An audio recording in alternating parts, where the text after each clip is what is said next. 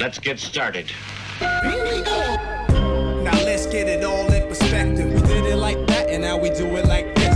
Do not attempt to adjust your dial. I'm transmitting live. Yo, Let's get down to business. Now let's get it all in perspective. We did it like that, and now we do it like this. for the underground world, every street and borough. You may learn something. You are now listening to the Joe Rogan Experience with Chico, Simon, Kamar, and your host, Matt Floyd. Welcome to the Joe Rogan Experience. My name is Matt Floyd, joined as always by Kamar Welcome to the party. and Simon. Heyo. What we do here is very simple. The three of us have listened to every episode of the Joe Rogan Experience this week. We're going to rate each episode as well as the week on a scale of 1 to 5 Jamie Vernons. We're then going to talk about each guest, the talking points, give our opinions, this, that, and the next. But first, Kamar, do we have any new patrons? We sure do, Matt. Kicking off the new year. Happy New Year, everyone. Like and subscribe, smash that hit button. Fuck, Kamar is sponsored by Zyn. Look at this fucking guy. Worked on that all week. Smash that hit button. Subscribe, leave a comment, lots of comments, some good hate, a good balance. Matt's replying, keep it coming. Let's find that algo, because I found YouTube is sending me a thing I should have nothing to do with. Like what? Angry video game guy, and it's people playing video games from the 80s, and it's just like, except for Dragon Slayer. So I have you seen that game finished? Dragon Slayer? Was it Dragon Slayer, the one Or Lair? where you have to choose left You're or like right? the It was 3D guy It was like there? a cartoon Yeah, almost. yeah. A guy finishes it. Wow. I mean, that was $1 at go because you always made the wrong decision. I love that idea, though, of AI already being sentient and making social media and the algorithms to destroy us. Makes so much that sense. seems just about right. So much sense. Yeah, join the Patreon. It's the best. This week we have a shout out to King Spatula What up, King Spatula? and Shout outs to Brian. you. Bring the pain. My man, Brian. Spatula and pain. I added the bring. It's just pain, but you might want to consider doing that in the future, Brian. Thank you to both all of the the patrons. Thank you to all the patrons. Happy New Year. patrons. You guys are the best. Kamar got his ears pierced. Yeah, Take out your flash take that off your ice, baby. Yeah. Oh well, I guess this is an audio podcast, but if you want It's to see getting it on frosty in here, eh? Sorry, guys. frosty Don't want to in get here. too cold. Kamar Cover those said up. when I picked him up, it looks like I just ran into Drake. I don't know what that means, nor is it correct. No, I said I met Drake. Oh, you met Drake. I'm sorry. And would go around telling people that I met Drake. You do today kind of look like you met Drake, yeah. Thanks, buddy. Maybe like you were at a casino with Steve will do it. And You're You like had a your- bootleg Drake, maybe. You had an 8-year pierced ever in your life? No. You did? Yeah. Yeah. Good chunk. I'm surprised you didn't do it yourself. No. That's You need them nice and level, that is- right? It's It's a, not that's a even- recipe for It's disaster. not even that. It's a cauliflower ear, like you know that Will Smith movie, Fetch. I don't know what I'm talking about. But yeah, pus and infection. No, I went professional, Good for you. and I got 50% off eyebrow tweezing. Nice. And I was like, "You think there's something wrong with my eyebrows? Is this like going in a garage and say, if you don't get this fixed now, you're gonna regret it down the road." That's how I know I'm old. Every time I get my hair cut now, my barber like trims off these like heavily. Wise Like, he'll brows? yeah, I'm like, Jesus Christ, how much is over there? Do you guys want to know how my week was? Sure. I went back to the casino Oh, here we go. on Tuesday. Story of redemption. Story of redemption. Well, it's not really, but I sat down. I walked around more. Yeah. I've been watching how to play the slots. Yeah. And you got to walk around, see all the machines. Actually, you got to go all the time because you got to know if there's a new machine there. Yeah. Because new machines pay out more Yeah. because they got to, Yeah. and you have to turn up the volume. That's the winnability. Now, it's sort of a thing, but the machine knows I'm loud. I want to hear people hear me pay. And so people come around and everyone She wants to pay. knows this. You're fucking hilarious. The problem was it was an 88-cent bet. That was like the max at a cent or whatever. Well, you could go up to probably $60 bet or $80 bet, but I hit at 88 cents and it went for like a half hour. You know, like the feature and then and then a song and then bonus round. How much did you win? sorry? $284 on an 88-cent bet though. And that'd been $10. So what did you leave with? What were you up in I total? left with $500, but it was because But I sucked some guy's dick in the bathroom for 400. every machine I went to sort of hit, but I was always paying low. Yeah. And so my buddy, he started playing, but he's crazy. He'll bet $24, $50 a spin. And he would hit everywhere I went. He won like $10,000 at the end of the day. But at one point, he was freaking out so much that he just gave me a ticket for $800. Just start playing. Everything you win over $800 is yours. Like, just the money is crazy. So I start playing, and I won like $200 on that. Cash it out right away. None of this, we could get bigger. Then we went over to the blackjack table, and they gave me $500. It's like, everything you win over this is yours. Won $200 there. Walked away. He lost $1,000. Like, gamblers, you feel obligated to pay. If I win even $50, I feel like we should leave. Someone's going to come and ask me to give this back. It's not an obligation to. It's not an obligation to pay. It's the Play. Yeah, I know. It's still that. It's the feeling of like, well, now I can't do anything but win. It's a weird thing, but I really feel like I'll squirrel away anything if we're up. But we were playing Blackjack 22. Have you ever played that before? Yeah. Double downs are free. Yeah, but if the dealer hits 22, you lose. Is that so weird? Exactly 22. Yeah. Well, it just gives the edges to the house because they have one more. Like they can go one higher. But double downs are free. It's the weirdest thing. So if you get 11, you So say, do you just double down every time? well, you can. Well, again, Simon, there's certain, you play blackjack, so you understand. Like Don't double down on the anytime 17. before where you would be like, well, no, you might double down to 17, depending on what the no, fuck they're but showing. why wouldn't you just double down on every hand? Because if you double down on 17, you bust. And then what? It was free. It'll be your initial bet's gone. No, what Simon's saying is if the dealer's showing a 10 and you're going to hit on 16 anyway, you might as well double on it because you're only going to see one card. Yep. You might as well double on everything. No, not because again, if you're dealt a 6, you don't want to double on that because you might get a 4. You might get what I'm saying. You're still playing On blackjack. anything that's even within. This is exactly what I said. Yeah, You're way anything better that's a sniff of because like then one. you're going to. But the edge is still deeply on the house Of course. because of the 22, Simon. You're It guess. wins. It like, wins don't forget, 2 ways. Simon. Or Don't 3 forget, ways. you're now playing a different game where It's a different game. I have to get 21, but you can get 21, which is great, or you can get 22, which is I mean, they wouldn't do it if it wasn't in their favor, right? of course. Of course not. But the free double down is very interesting. Yeah, Like, can I it's tell you something interesting. that's nuts? I don't know if you guys know this. If you're playing roulette, there's a European wheel and an American wheel. I know you know that. The only difference is the double zero, yeah, and the placement of the numbers. If you play on an American roulette wheel, statistically speaking, by the numbers, you will lose your money twice as fast. On a European.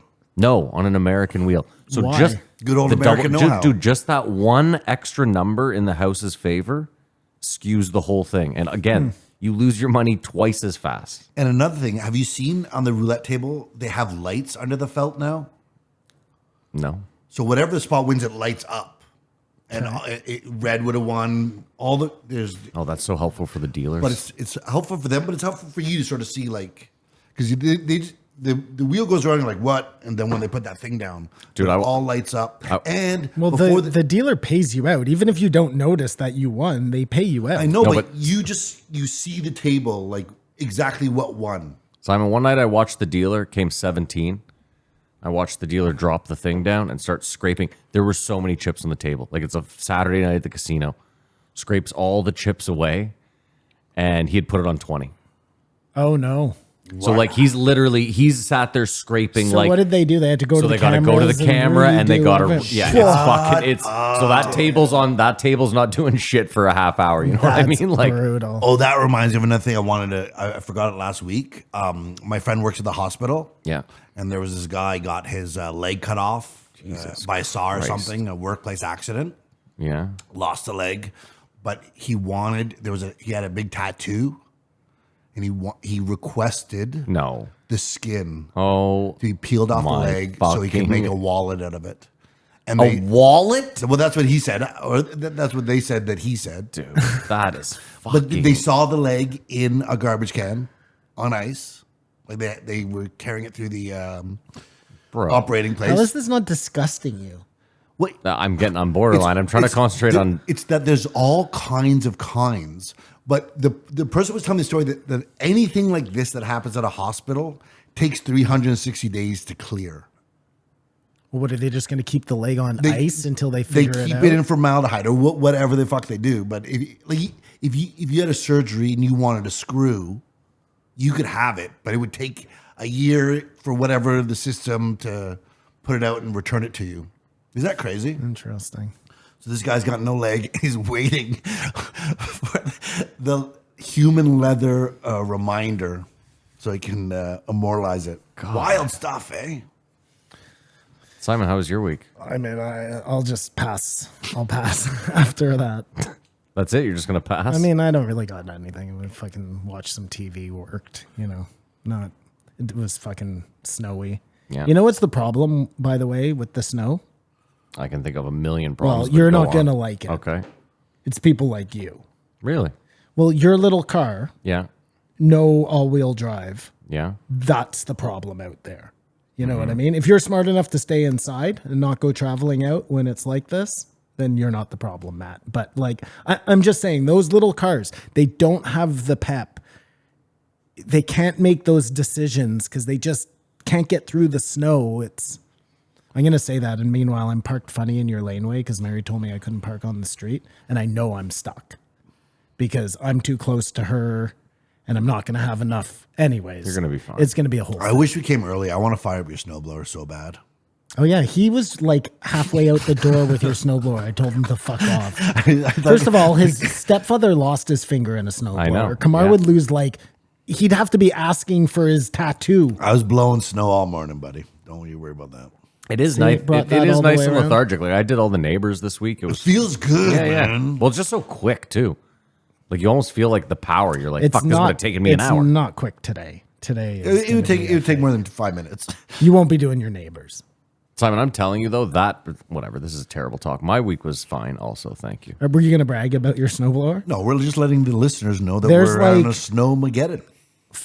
Almost 2 feet of snow out there. Oh, I know. It's staggering. I went out at 4 a.m. to shovel Mary to let her like come into the house, and it's ironic too. My cousin was in from Toronto, and he's like, "It's really like it's cold here," but he's like, "There's not a lot of snow." This was like 5 days Oh, ago. he fucked us. Yeah, and I was like, "Yeah, no, we've had like no Give me snow his this year. address. I'm it's going to been go great." fucking pay him a visit. Anyone who's acting surprised about this is retarded.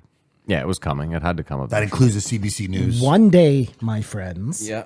One day. Yeah. In the not too distant future. Yeah. We will not have these winters anymore. We will get a little bit of snow, Mm-hmm. but nothing like this. We will become like BC.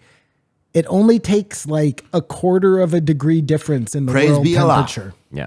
Like California and all these guys who are fucking laughing it up right now, it's going to get desert like down there. Yeah. We're going to be perfect. But the weird thing about life, there's somebody who's skiing right now who's just best day of the year. Yeah, fuck those people. I guess. No, I used to love the winter. When I snowboarded, like a day like this, you couldn't get enough, but it's just not worth it in the long run. No, the snow sucks. The winter can suck my dick. Fuck this. Kamar, can you go over the guest list so we can do what we do here? Holla. We start off the week with 2084, Jimmy Brewer. Do you think these were bagged so we could go on vacation? Yeah, I think everything's bagged now. Fair enough. There is nothing's real. Okay, Jim Brewer. Nothing's Nothing real. is real. Since Brian left, nothing's been real. 2085, Charles Wesley Godwin. I've never heard of that person in my life. He's obviously kinda came just under saying. Zach Bryan's Well, wing. no, I listened to the stupid episode. I'm just telling you, when I saw that name, there was zero recognition. Yeah. And 2086, everyone's favorite pervert, Jimmy Norton. All right. Do you want to rate it? Ugh. Yeesh. Yeesh. You know, the views on this program are our own and not shared by any corporation or anything, but I give this week a 1. Maybe, no. Yeah, it's a 1. It's a 1. 1 and done. I mean, I'll give it a, Jesus. Give it a 1 and we can hit the button. Okay. Just hit the button. We have an agreement. I guess one sounds about right. It's because of this thing, like there's no timeliness anymore, which isn't always important. Can I tell you what really bothers me? I'm just going to say it again, okay? For an operation, Jamie seems like a pretty smart dude. Mm-hmm. Oh my God. was Excuse nice. me. The Red Bull. Jesus. That's the first time that's ever happened. Sounded like I had a baby Godzilla in my throat. His esophagus has wings. Jamie seems like a pretty smart guy. Mm-hmm. We know that they're banking these episodes. He Okay. must have 10 on hand at any time. Okay. And yet he doesn't go out of his way to balance out weeks. You know what I mean? Like this week, you just got 3 stinkers. Like fucking, if you have all these banked episodes, give us a good one and 2 bad every week. That's okay, better than like a banger week and a shit week and a shit week and a shit week and then a banger week. That is the question. What is the bank? How much is in the bank? Is it always a 5 episode float? And then who has that say? I don't think it'd be Jamie. I think it would be Jamie. Or Joe be like, I don't even care. Just that would really be interesting to find out. So if Joe's stepping in and like overruling Jamie's better judgment, well, that's a problem too, because I'm telling you, look, Because sometimes podcasts are very 4 days from the day that it. you don't want to have 3 stinkers in a row in anything. You know what I'm saying? Like it just gives opportunity to fall off. Whoever does it doesn't have the same sensibilities as us, and maybe thinks they're Well, all they have bangers. 0 sensibilities. That's possible. I don't think they look at it like that. I think it's just you don't know what each show is going to be, and you just put them out, and I don't know. Like I'll say it again. We are the common man. Mm-hmm. This is the podcast for the people. Okay. If not us, who? I don't think we are that. You common. can't ask another comedian. I mean, not to be an asshole, but the demographics they care about do not exist in this country. They're looking for Americans to sell products to Americans. I mean, he wants to sell a little bit of AG1 to Canadians. We get it, but he doesn't give a shit about us. Yeah. But No one cares about us. Yeah, Hey, I know. who cares about us though? Pretend we live in the We States. care about us We live and in think- Vermont instead of here. Same thing applies. We you care know about what I us, mean? and we think we're part of the conversation Put because a- this thing's all happening to us. But we're like, we might as well be Sweden. Put out a quality show, a quality week. Don't fucking mail it in. America voted Trump to be their president. Their quality is different than what we think our quality is. We were raised on an evening at the opera and super bullshit. They're used to junk You're food. insane. You think that a follower of the Joe Rogan show listened to this week and was like, he fucking killed it out there. Give me a break. I don't know if man. anyone thinks he killed it. Give me a break. Ever. It's the conversation. You know what? They just don't listen to the episodes. That's the issue. No. Like, here. think about it. If you, let's say you were let's say you're fairly right leaning, you probably loved the Jim Brewer episode. You probably then also loved the country guy. Even if you And then you probably even hated if Jim you Norton. like conspiracies, you know what I mean? Yeah. They talked about the same shit they've already talked about. Jim Brewer, I'm not talking about other people on the Joe Rogan show. It was just a recap. If they had talked about Pinocchio, I swear to God, we would have been listening to the same episode. And I swear to God, I would have been like, oh my God, Simon's going to throw his phone out the window. Okay, let's get it started. Anyways, We let's all just gave it a get 1. moving. 2084 Jim Brewer, strong werewolf theme to this episode. But those that ruin the worst part of the episode. No, the worst part of the episode is that, Andrew Dice Clay, Jim Brewer, I would love to hear a conversation, not one voice. Yeah, just Jim And, Brewer. and the Senator Palpatine for everybody gets old. It's almost like he's autistic, that he just keeps doing this voice, and it's funny the first time, but Is an it? hour later, it's just like he's thinking he's expressing his point in the weird accent he's doing, which is basically the same for each person. So that was a major problem. I for didn't me. like the werewolves thing. It was annoying to me too, Matt. But I did kind of like the idea of, I hate how we always have to say they. You know what I'm saying? Yes. They. It's just it's stupid.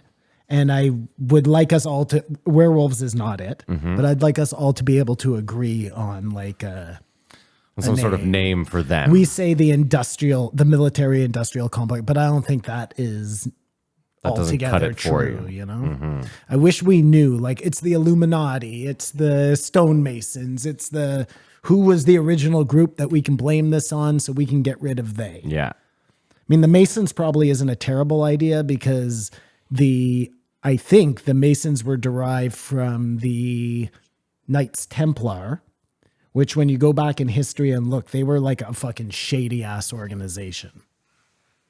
The Knights Templar. They were responsible. They were like the hand of the British Empire as they expanded across the world, just going and raping and pillaging and taking all, you know, burning the Library of Alexandria, but taking all its contents back to They the were the Vatican. CIA. I'm just saying, you know, they are the start of all of that form of- suppression. They might not be the start of it, but they were during that time, they were definitely taking care of that. And then I think they translate into the Masons, who then becomes, you know, I'm not saying every Mason is bad, but you get these splinter groups like the Skull and Crossbones at Harvard and, you know, these organizations within organizations that then go on to become the they. We need a word. Scotland Yard always sounded badass, eh? No, Like in the it new- always sounded like a In joke. the news, if you heard Scotland Yard's involved, it's like, oh, someone's in No, trouble. we used to play this board game, Scotland Yard, Yeah. as kids. And whenever I would hear it, I just imagined like a Sherlock Holmes. Yeah, I never thought like, oh my God. Like same with Interpol. Yeah. It sounds like a made up organization. Yeah. Interpol also sounds badass to me. Wow, we'd really disagree on this one. But then you hear like Mossad and you're shaking in your booties, you know? Wow. Yeah, totally. They're tunneling under our feet as we speak. Because they made up their own. Well, that is probably true. We'll get to that. They talked about the passion people have for causes. Like the energy someone can generate, especially if it's like Ukraine or something that they're so separated from. Yeah. Obviously, there's got to be something closer to their orbit that they could apply that passion Energy to. better spent. Yeah. We're not Americans, so we have no say in this. Mm-hmm. But if I was an American and I saw how much money they gave to, Israel. no, Right back. no, Matt, to the Ukraine, Mossad. to the Ukraine, Yeah. and you have these cities that are totally fucking like. What did you just say? If I was American? If I was American, Well, what about being Canadian and see how much hey, money we've given to the Ukraine? Just as I said that, because we don't have so many like cities that are totally overrun by homeless people. You know, do. We have one. No. Where, Kamar? Toronto, Edmonton, Calgary. They aren't Actually, Calgary, you don't hear First too much of all, about. You've never been to any of those. All places. week, Edmonton's like, people are going to die because they're going to freeze out here. They have all these camping. That happens every year. It's worse than you think. That's all I'm saying. Okay, fine. Well, then, Kamar. then I take it back. We're in the same boat. I can't believe that people aren't more up in arms about it, I guess is the point. You never hear about any sort of rallies. There are no trucker rallies. There are no for that. It's only when vaccines are involved that people are like out of their minds. Well, it's a weird thing about elected officials that we have a say who gets the job, but we don't have a say what you do with our money. It's like you're elected, we elect you so much, we trust whatever you do with their money is best for us. Well, or a percentage of the population does, and the rest is just complains for 4 years. Well, Kamar, can I ask you a question? You said overrun with homelessness. Like, do you think these cities are overrun with homelessness? Like, have you been watching all the Andrew Callahan stuff recently? I have. Well, Philadelphia, they just declared a state of emergency. Hopefully that's a good thing. no, we're or talking whatever. about the Canadians. No. Right? Yeah, but it's fine because he is bringing up what I talk. Vancouver is Vancouver's got a problem. Vancouver- Yeah. Well, He admitted that. He said one. Vancouver I can said stand Van- toe to toe with any of those Yeah, cities. I agree, 100%. And we're in Canada. I mean, it's it a shouldn't much smaller space. My point, though, Kamar, was possibly. the word overrun. Like, you know, when you see these 4 or 5 block Skid Row areas in different cities, like it's not great. I'm not sitting here saying I love it. When you're trying to stop people from getting into your country, Matt, the word is overrun. That's why he uses it. Okay, my point is Kamar, my point simply is like the thing I got the most from all the Andrew Callahan ones, whether it was the San Francisco, the Philadelphia, it truly seems like there obviously is a problem, but what I got from a lot of it was like jail is the only thing that's going to help these people. Like multiple people that he interviewed were like, yeah, I want to get off drugs, but the only way I'm going to get off drugs is if I go to jail. Well, that's because rehab just seems like a rich person thing. I don't know if it has to be jail. Well, if they didn't have the option to live on the street, then maybe some other things would start looking more appealing, like rehab. Here's the thing. I don't mean jail, like prison with fucking Well, that's what you hardened. said. Yeah, okay, I get it. What I mean though is like, there's levels to prison. Like if they could somehow designate certain prisons and just say, listen, all the drug addicts who are non-violent are going to go here and they're going to clean up, and then they're going to be upstanding members of society. I don't know. We know that's what you got to do, and then you also got to find them an apartment and a job. Like it's just on paper, this is what everyone is trying to do. Isn't the first step to not let people live on the street? Like if you make it available, which has become a very modern thing. You make vagrancy illegal. Of course. You have to. Like what? You have to be able to. That's more expensive because it costs to have people in jail. That's what it is. The 3 squares a day. I guess, unless that you take all those people and if they insist on breaking the law, you put them in rehab. Like what you just described, Matt, a prison that has no violent offenders, that's only there for people to clean up. That's rehab. Yeah, except that's rehab, you can mandatory Yeah, rehab. okay, sure. Yeah, that's fine. I'm fine with that. I don't like the idea of prison where you're in there with like rapists and hardened criminals. Like I totally understand, but I think that's the answer. And you can't get these people into rehab unless they're staying illegally on these, right? Like you have to be able to. I mean, people. That's a bad way of putting it. People who decide they want to the werewolves. The people who decide they want to live on the streets, and the police turn a blind eye. Like it reminds me a lot of like things that are happening here with like the mushrooms. And again, I'm not against the legalization of mushrooms, but you open these illegal mushroom stores and then the cops don't do anything about it. They just turn a totally blind eye to it. I've never heard of a peep of anybody ever getting closed down. No, I've seen 2 of them get closed out. I mean, the weed stores used to be like discreet when this was going on. Yeah, the mushroom stores are like psychedelic They're colors. painting complete buildings. Like yeah, it's like a DMT trip neon outside. signs. Yeah. It's fucking crazy. Like, again, if I'm the cops and people are just like putting up little shanty booths, I'm turning a blind eye.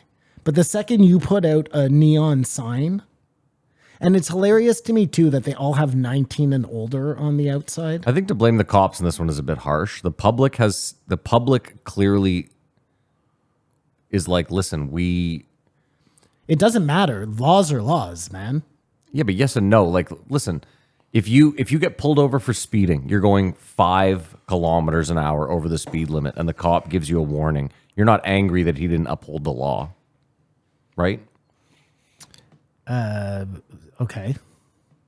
Well, I'm just saying, like, there's certain laws that you break and have no problem breaking them, and you are happy when a cop turns a blind eye to it. If you were to open any other business, Matt, and operate it without A business license. a license, especially things that people eat, especially things that make people high, you would be shut down. You would be reprimanded. It doesn't matter that that drug is legal. You are breaking a huge law, man. Yeah. And it would result in massive fines and maybe incarceration. But and can I probably remind you- justly so. Like you're taking a lot of people's health into your hands at that point. Okay, may I remind you, Yes. part of the reason weed is legal is because those illegal shops set up.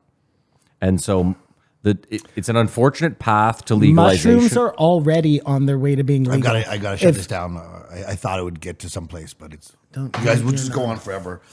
Move on. How this started? Wait, I want to go back to Andrew Callahan real quick and the homeless people. That's how this started. Yes.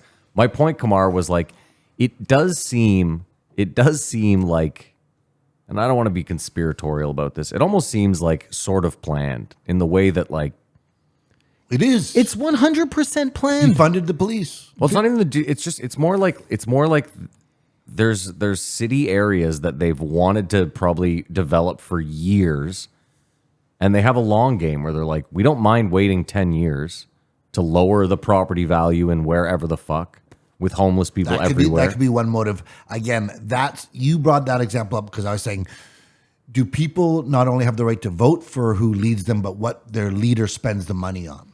In the U.S., no. But in anywhere, like, Well, no, but I'm saying the Constitution is set up in the U.S. so that it's not like the people don't get to choose. no, that's not what happens. No, it's not but- like they say, here's a military budget. It's 8.8 billion. Americans, do you agree? They just do it.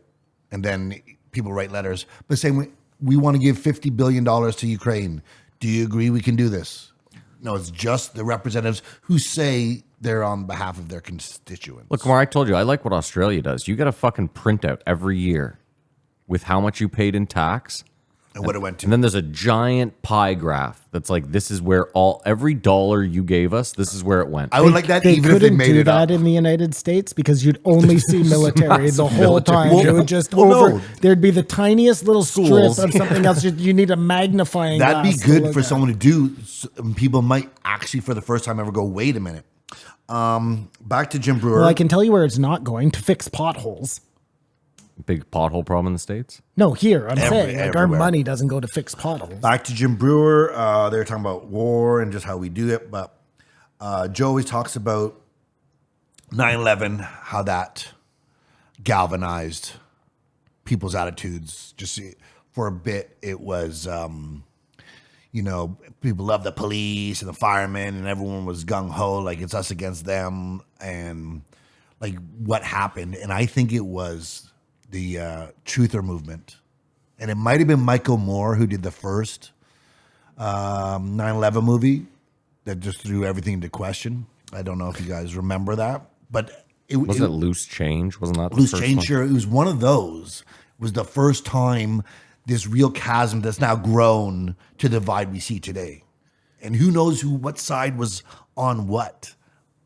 Like, I feel like, I don't even know. It feels like at that time, the Democrats were conspiracy. Do you right after COVID started, when they told you to stay home for those first 2 weeks to curb the thing, and everybody still believed in the vaccines and all of that Well, shit? the vaccines weren't even mentioned. No, at in that the point. first, that was like months in. Okay, fine. We all thought we were doing the right thing. Yeah. That felt like that.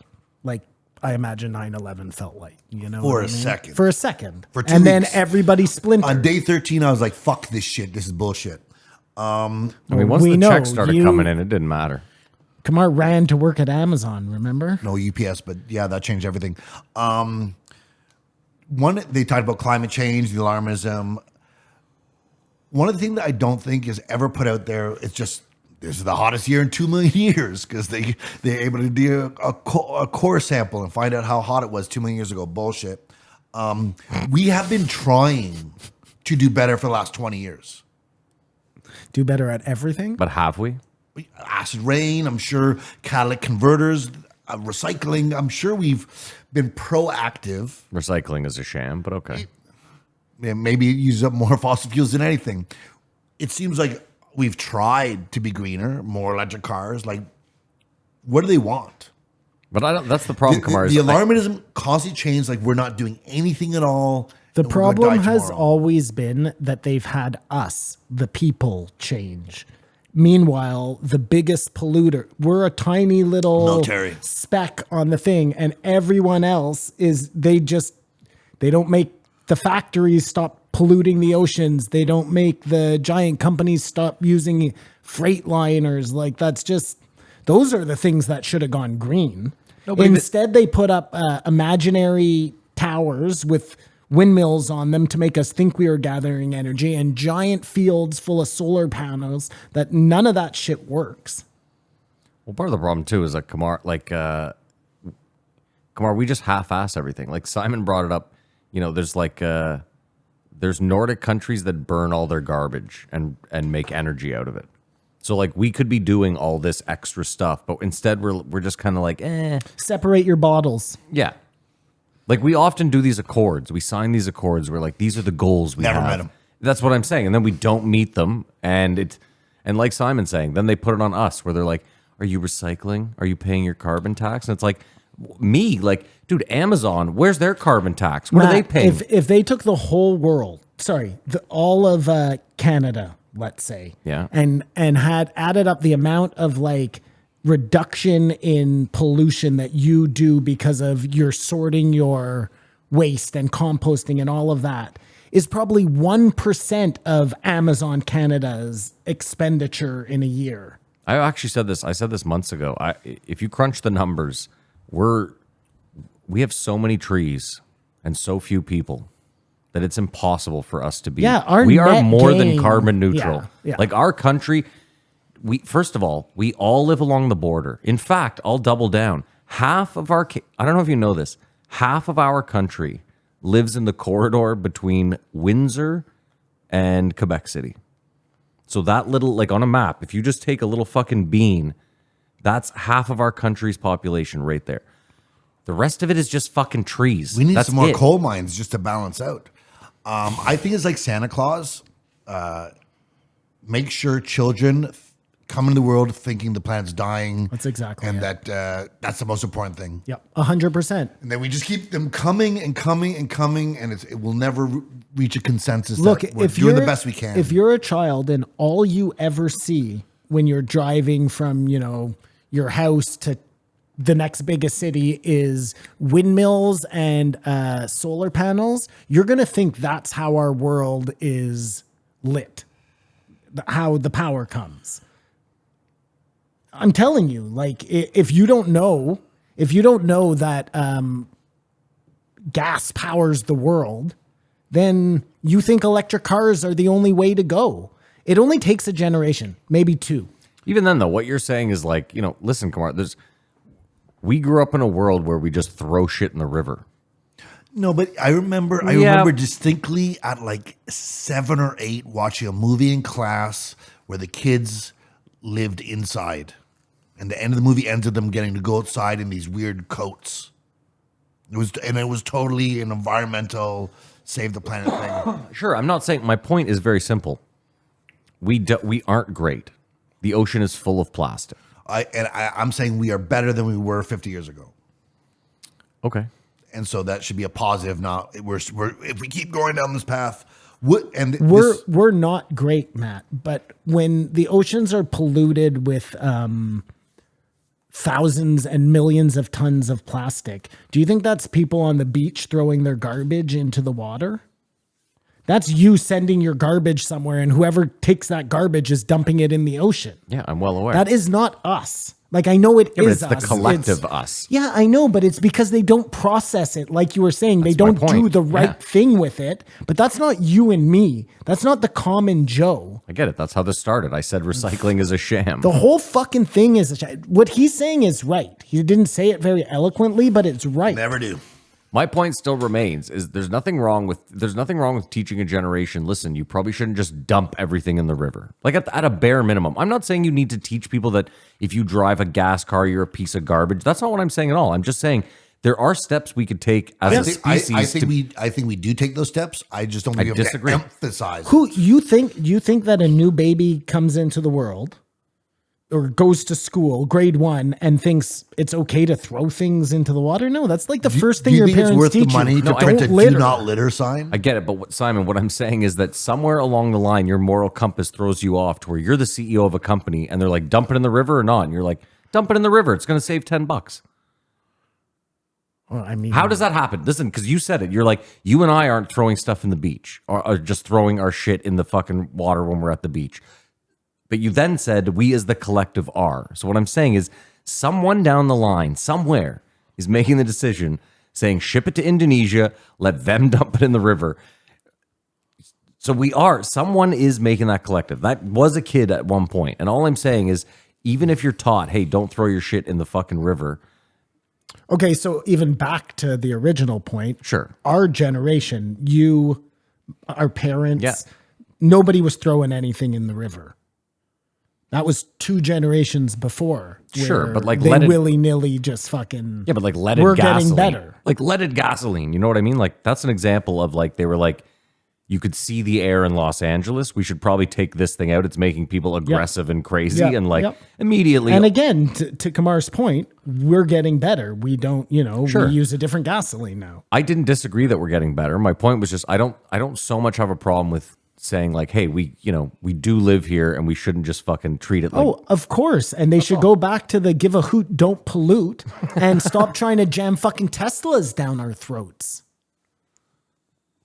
Well, apparently there was a news report that Hertz is selling off their electric fleet.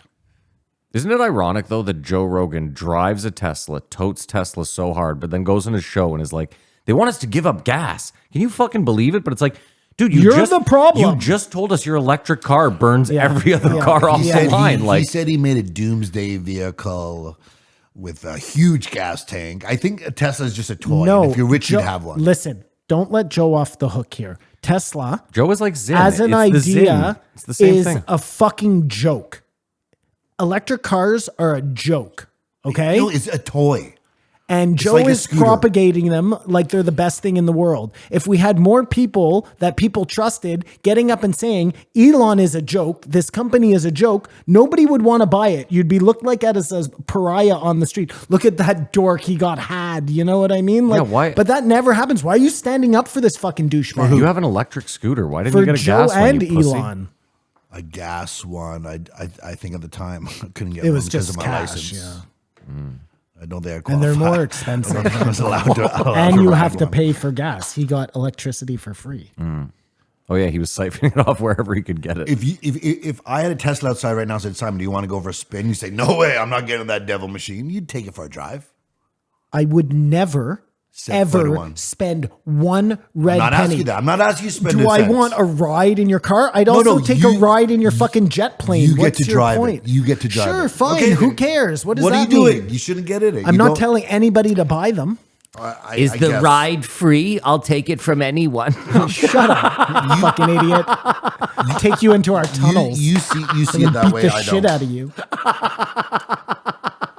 Would the world be better with less people? This guy doesn't even crack a smile.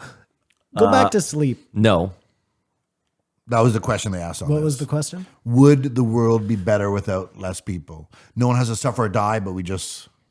No, that's the worst part of the world we live in right now is there's enough for everyone. Yeah, if anyone who thinks there has to be less people, they have never seen a globe. We need to be more spread out. I think that's the answer. You can't have these conglomerations of people in one place where they're all living on top of each other in discomfort. Yeah. And then you have other places that just spread out. The It's world, not is- that the we world don't would be have too better many with people. less crowded cities. Yeah. Yes. Kamar, that's what I was going to say to you is like, it's easy for us. I just explained that we live in a country where I bet per person, there's probably fucking 10 square acres. Yeah, the problem hundreds. The problem is it's so fucking cold, so we need it to warm up a little bit Sure. before we can populate some of those spaces. My point though is if you ask someone who lived in India, like, hey, do we need less people? You might get the answer across the board. Like, yeah, less people would actually be fucking sick. Well, I wonder if India really... Oh, well, no, I'm sure there's 2 billion people there or whatever, but if even its land mass is just... It Yeah. costs a lot to develop for space for everyone. Well, I imagine that India is exactly like it is here, where most people live in those like Mumbai. sweet spots, and then everywhere else is uninhabited because of tigers or something, you know? It's a good question. I wonder. But like you said too, Kamar, it's all about it. Like, if we do things the right way and the growth, like if we can create stuff at the same level as growth, then we don't really have a problem. It's like immigration. If you're prepared to, what's wrong?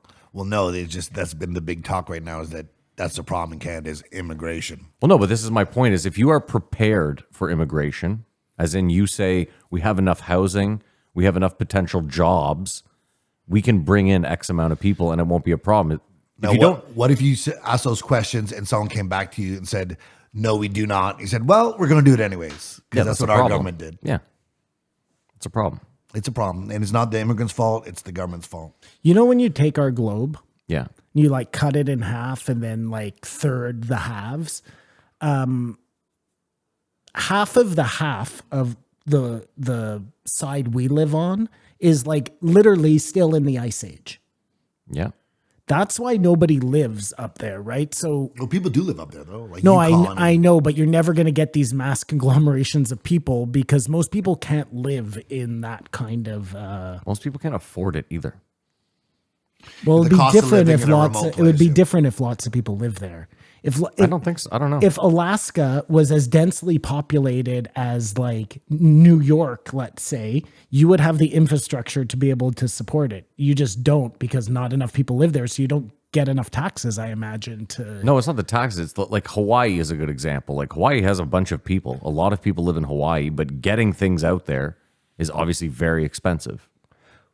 I mean, that's a little different. Well, no, it's the same thing. Like in the Yukon, there's not like if there's one landing strip and you're not getting. Well, no, I'm saying though, but if the population of the Yukon was Yeah, maybe you're right. 17 That'd be million, an you'd interesting have pie graph. 100 airports or whatever it is. That'd be a very interesting pie graph. What? Well, just every place, because Canada, obviously, like you said, would be a sliver of people, and the whole rest would be land. But every place, like how much Hawaii is just around the rings, I'm sure. Like think Yeah, about like Maui, everyone lives around the ring. It's all mountains. Around yeah. the water, sorry. Yeah. think about like Russia, all the Scandinavian countries, all like just cut the globe in half.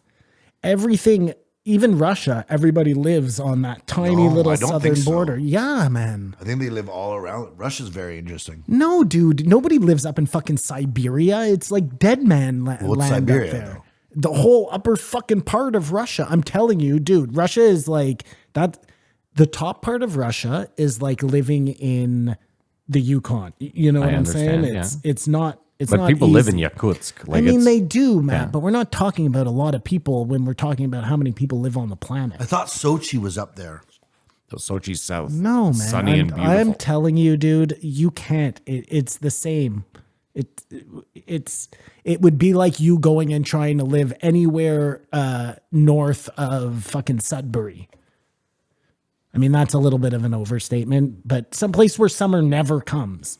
I wonder what Russians, like kids, are taught about the environment there. That's what we don't know about every other country in the world, what their sort of indoctrination package is. And you know what's hilarious to me too, because our next argument, like it always is going to be, we could do it. We could become totally green, but if China doesn't change, what's the point, right? Because they're making up. They're doing it for us. Yeah. It's not for their people. Like all that pollution comes from the factories that bring all the shit over Yeah. here. Of course. Oh, it's so. I think there's weird. little villages all over Russia. But There anyways, are, I but digress. check the population, dude. If the population is 10 million people, 8 million people live on 90 the- million, I think, Russia. Oh, Anyways, I was just giving you a number, man. Well, you gave me the wrong number. I wasn't trying to give you the right. The Joey number. Diaz theory. All you need is 3 motherfuckers, Joe. 3 motherfuckers to pull off any conspiracy. People giving an inch and taking a mile. You see that? Yeah. Do you see that? Yeah, I'm looking at it. Okay. It's really cool that there are wild horses, but it's really gross that at one point, maybe it was 100 years ago, the world was covered in shit. Or even these big cities that were small with just shit everywhere. The horses shit. People throw shit. I guess people throwing shit in the streets. It's 400 years ago, but I mean, the horses were meant to live in the country where they shit, and then the shit helps other things grow, and it's part of the cycle of life. When you take this thing that wasn't meant to be in the city, and you put them in the cities. what would you say? Deadwood. Those streets were shit and Dead dirt horses. and just piss and vinegar. Yeah, well, most people in Deadwood didn't live in those cities. They lived out in the country. Yeah, sorry. I'm just acknowledging. And they talked about residential schools, which are blight. Have you seen Killers of the Flower Moon? No. Oh, my God. Do you think Oh my God. you could fuck up a monkey? No. No, I mean, I think There's some a tiny little, some like, size.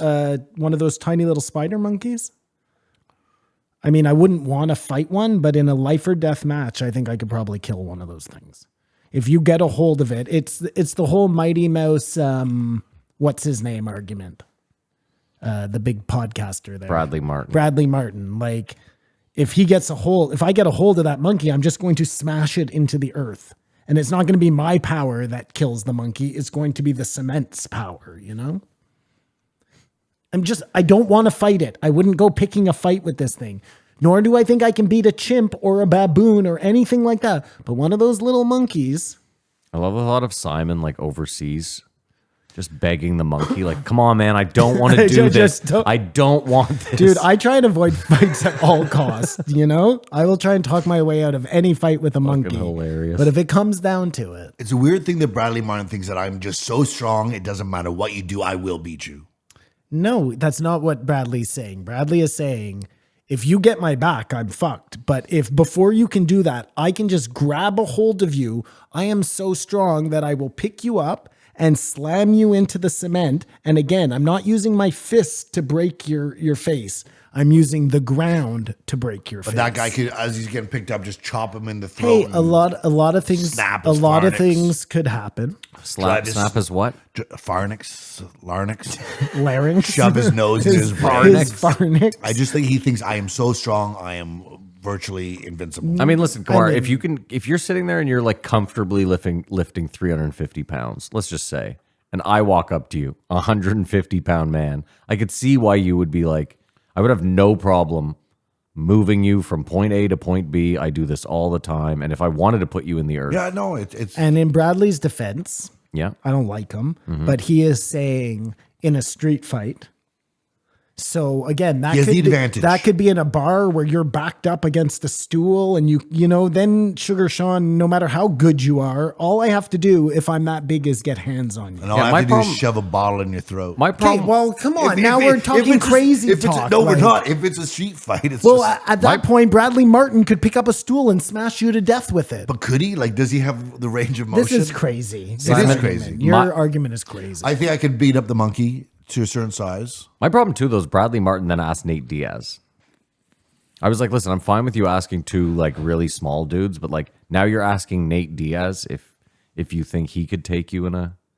What's up? You're what? You're stuck in the middle of the street? Okay. Snowmageddon. Okay, yeah.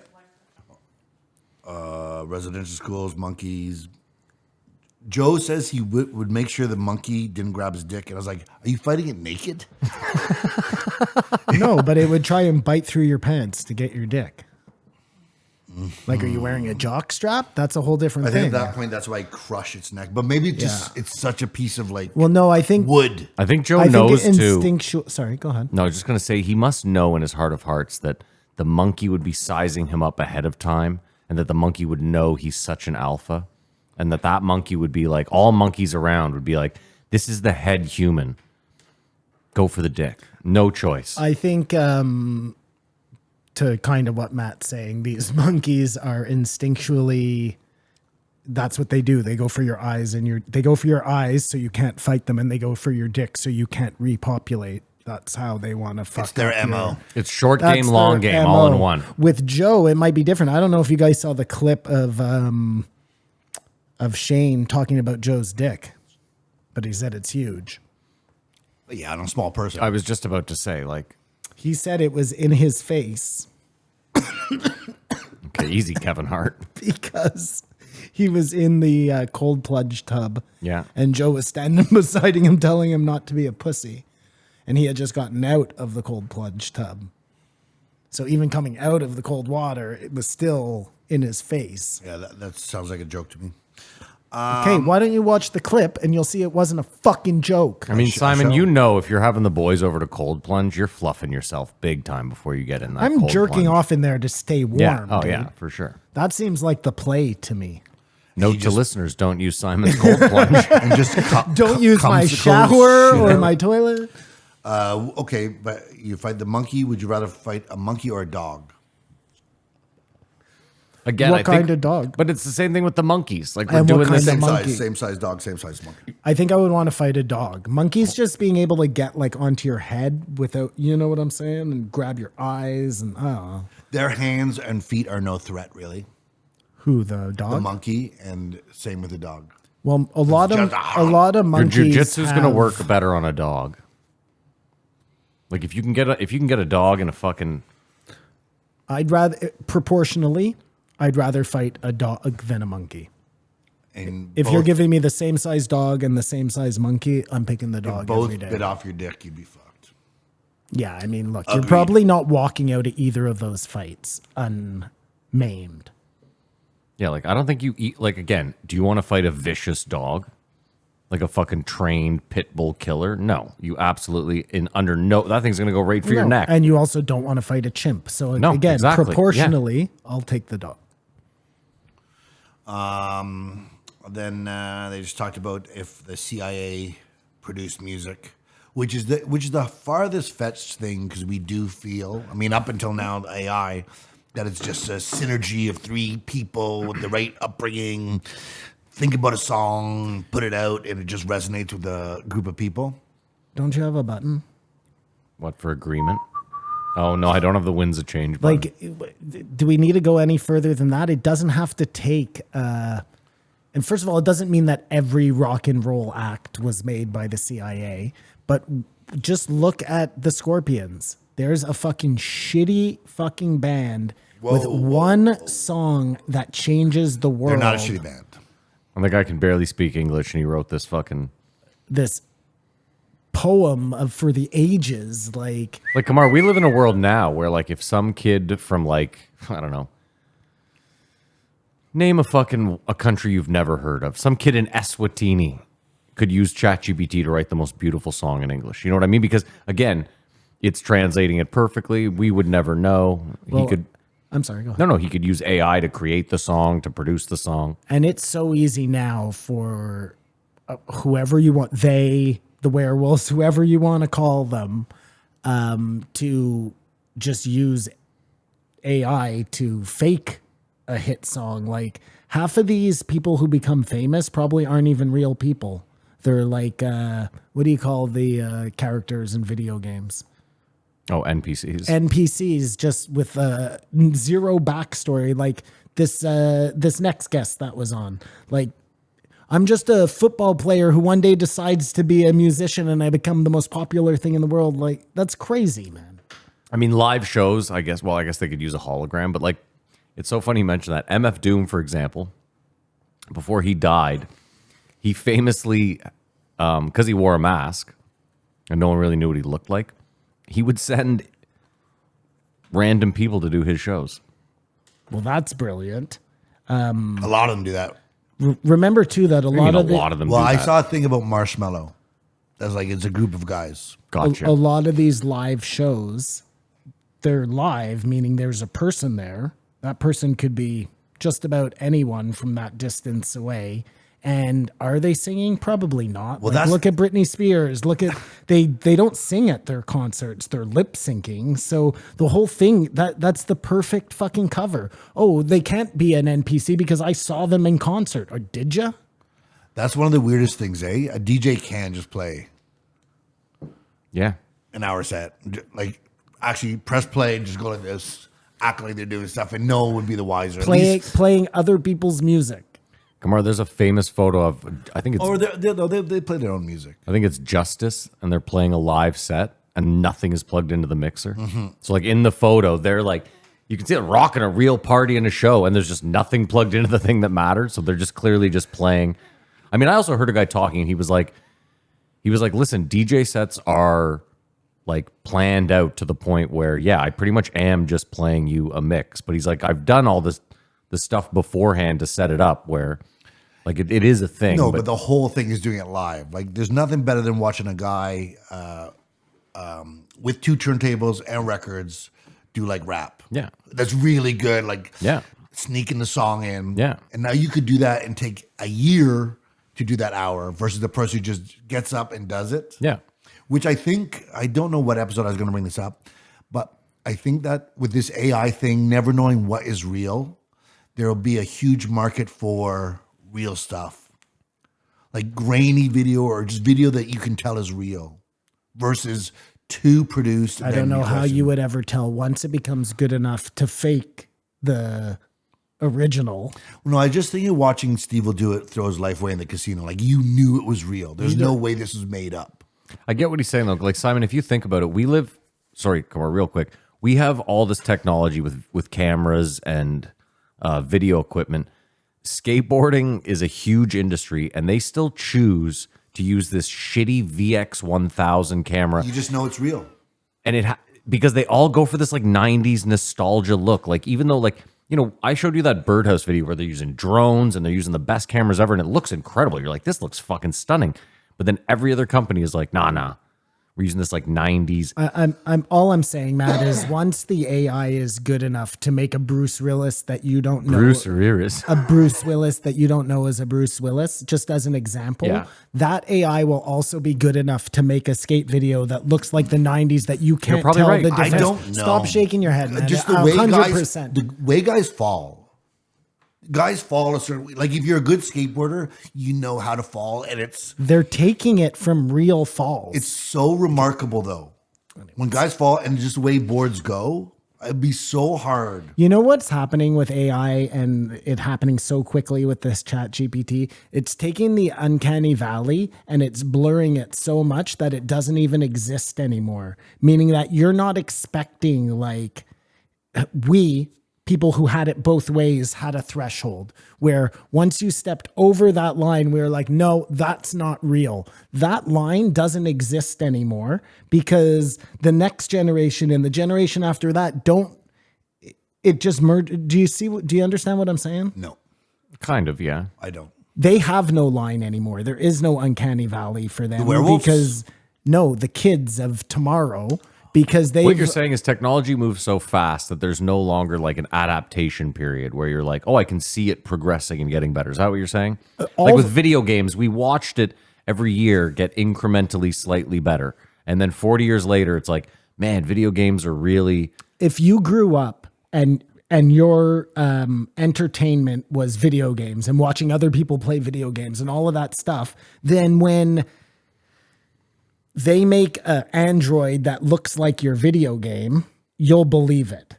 Whereas we knew the difference because we had seen it both ways. Anyway, whatever. Yeah. Maybe the people out there understand.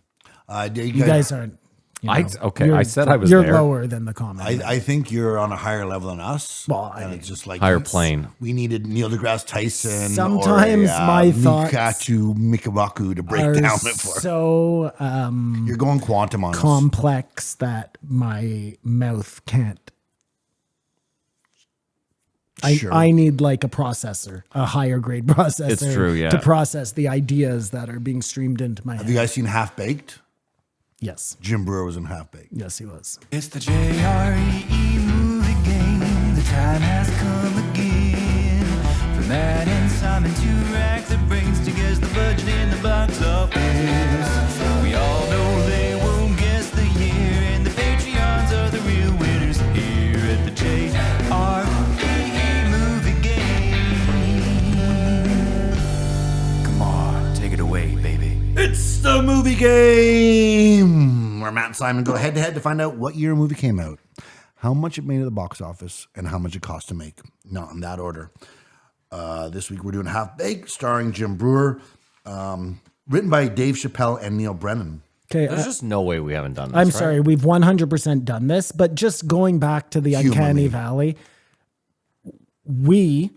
us growing up, having not had AI or the internet, when we see a robot Yeah. that doesn't look quite real, Yeah. what do you want? That Sharpie. It doesn't work. Fine. We can pick it up right away. The next generation and the next generation down don't have that same ability to pick it up right away because it's so commonplace to them. Does that make sense? Yes and no, though. But like you're discounting the fact that they will grow up with robots that aren't great too. No, I'm just Because it'll always be getting better, right? I'm just saying that they'll be able to settle for it easier than we will. A robot that's not exactly perfect. To them it'll seem perfect because it's just representing what they've been playing with all along, which isn't the case for us. I don't know if I agree with that, but I really think that the writing's on the wall. You talk about EBI. Oh, no, I'll get into it after. So what year did you guys think this came out? This stoner movie. Directed by a woman, by the way, Tamara Davis. I have a year ready. I'm ready to with a year. What year do you have? 1992. I have 1995. We may have done it before, but you still got it wrong. 1998. Fuck. Yeah, I guess that makes a little more sense. 95, I would have only been 12. Shitty. Ooh, you guys should start doing that.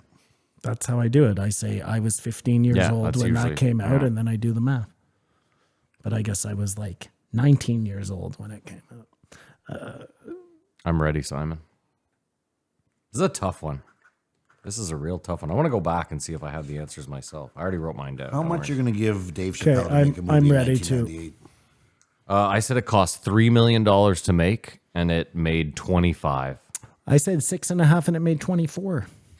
Someone's a little bit closer. Budget $8 million. Okay. Very close. Box office $17.5 million. That sounds like a winner to me. For both of us, gonna it's have so to pay low. it off. We're going to have to pay it off. I'm sorry, guys, listeners. I had to mail it in. No one talked about movies at all this week. It was a 1, like I said. Yeah, too many voices from Jim Brewer. Same podcast as last time, minus the Pinocchio thing. Hold on. I would like to give Jim Brewer a little bit of credit. Give him his flowers. He had that impassioned speech about his neighbors and the people around him. And how he was like, I just started realizing that, like, it doesn't really matter if you don't believe what I believe or you think what I believe is crazy. Like, we're supposed to be part of a community, and if we just help each other. Well, that's a good message, Joe. Yeah. I'm just saying, he normally comes off unhinged, like they're going to fucking adrenochrome, they're coming after our babies, and like crazy voices. And at least there was a little bit in here where he was like, you know what, though? I truly believe, Matt, that somebody told him last time that he sounded crazy, and he was going on this time with that speech in the bag to make it so he doesn't seem unhinged. A little balance. It just seems like there's a push for people to gamble. I'm shooting off on a tangent. Oh, 100%. There's a push for people to gamble because that's all you're going to be able to do. He's called Matt Floyd. No. It's called Ontario. It's called TV. Hold on. Back that up a bit. I'm sorry. Say that again. You know what, No, by the that's way? fine. You know what, by the way? Like, You just caught one. do you know what? Like, this is the most pathetic thing about me is like, I'm getting so old that I just crave to have like a friend with a similar interest as me. And I always forget that Simon is just not that dude. You like, got me, man. Oh, you got him. no, but like, no. You won. No, what I mean is like, yeah, be careful what you wish for. no, what I mean is like, you know, like I sent Simon last night. Like I was like, dude, I need you to just pray for me because I have this ticket, and I send him the ticket and like how it's looking, and like if Simon sends me a ticket, I'm tailing it all night like it's mine. Like I'm checking the stats because I'm like, oh man, I hope Simon hits this. When I do the same, I feel like Simon's sitting at home, just like looks at his phone and is just like, what emoji, puts it back down. Like, I mean, That's I'm the- happy for you. I mean, I yeah, don't- whatever. It's not Listen, what I'm looking for. Matt, it takes me a lot to be happy for you. My initial thought is like, he's winning and I'm not. And I put that aside. You know what I mean? So fuck, count your roses where you get them. He's winning and I'm not. It's like it's your love language because that's the only time you've ever replied to me in a timely manner. What do you mean? Is I messaged something about gambling or betting. You're right back there. Fuck you. No. Listen, Matt will text me and I'll text him right back. And then he doesn't text back for 3 hours. I don't know what he's doing. I don't know Video what games. happened. Video games. Interesting. Video games. But You you, gotta you texted me, motherfucker. Yeah. You know what I mean? Yeah. I'm responding to Yeah. you. Yeah. And then you're just like MIA. Yeah. Yeah, I give it a 1. I mimic that with no. You see, that's not even fair. I give it a 1.5 I give it a 1.5. because yeah. some of these other ones are getting much lower. Yeah, 1.5 sounds good. I don't think the week deserved a 1. Jim Norton's better than a 1.5. I wish no ill will. Again, it's not a I know, you're doing it on representation feel. of I get it, Jim yeah. of Jim Norton. He's a Nothing- great nothing to guy. do with Jim It's Norton. just you can't do the same podcast over and over again and expect I us also to forgot just to sit mention there and take it. there was an MMA this week, but we don't cover those. Okay, moving on. Somebody asked me why we don't cover the MMAs. Do you want to handle that? Because we're lazy. I'll handle it. He said, "Why don't you cover it? You and Matt both love It's Pat the Murray, MMA." obviously. Yeah. He asked me the same thing. For the listeners, the reason we don't cover the MMAs is I just, like we've had enough listeners write in and be like, I hate when you guys talk about sports. So I can't imagine they're going to enjoy us. You know what I told him right away? Yeah. I didn't even have to think about it. Yeah. I said, you know what? If we did episodes episode by episode and made money off each one of them, we would do the MMAs. I don't even know if we would. Wow. I mean, we There's would. got to be a number. I'm just saying it's just another add-on to the week that's already a long one, especially if there's a Saturday drop. You know what And I I mean? think we It's, inherently just know there may be some come up story stuff, but a lot of it will be like throw back to this fight if this guy fought that guy and all that it's stuff. the same reason why we don't want to do the hunting ones. I would also say that usually if something very interesting gets brought up in an MMA, there's a good chance that Kamar or I caught whiff of it at some point during the week. Like, you remember when Mean Bobby Green was on with his...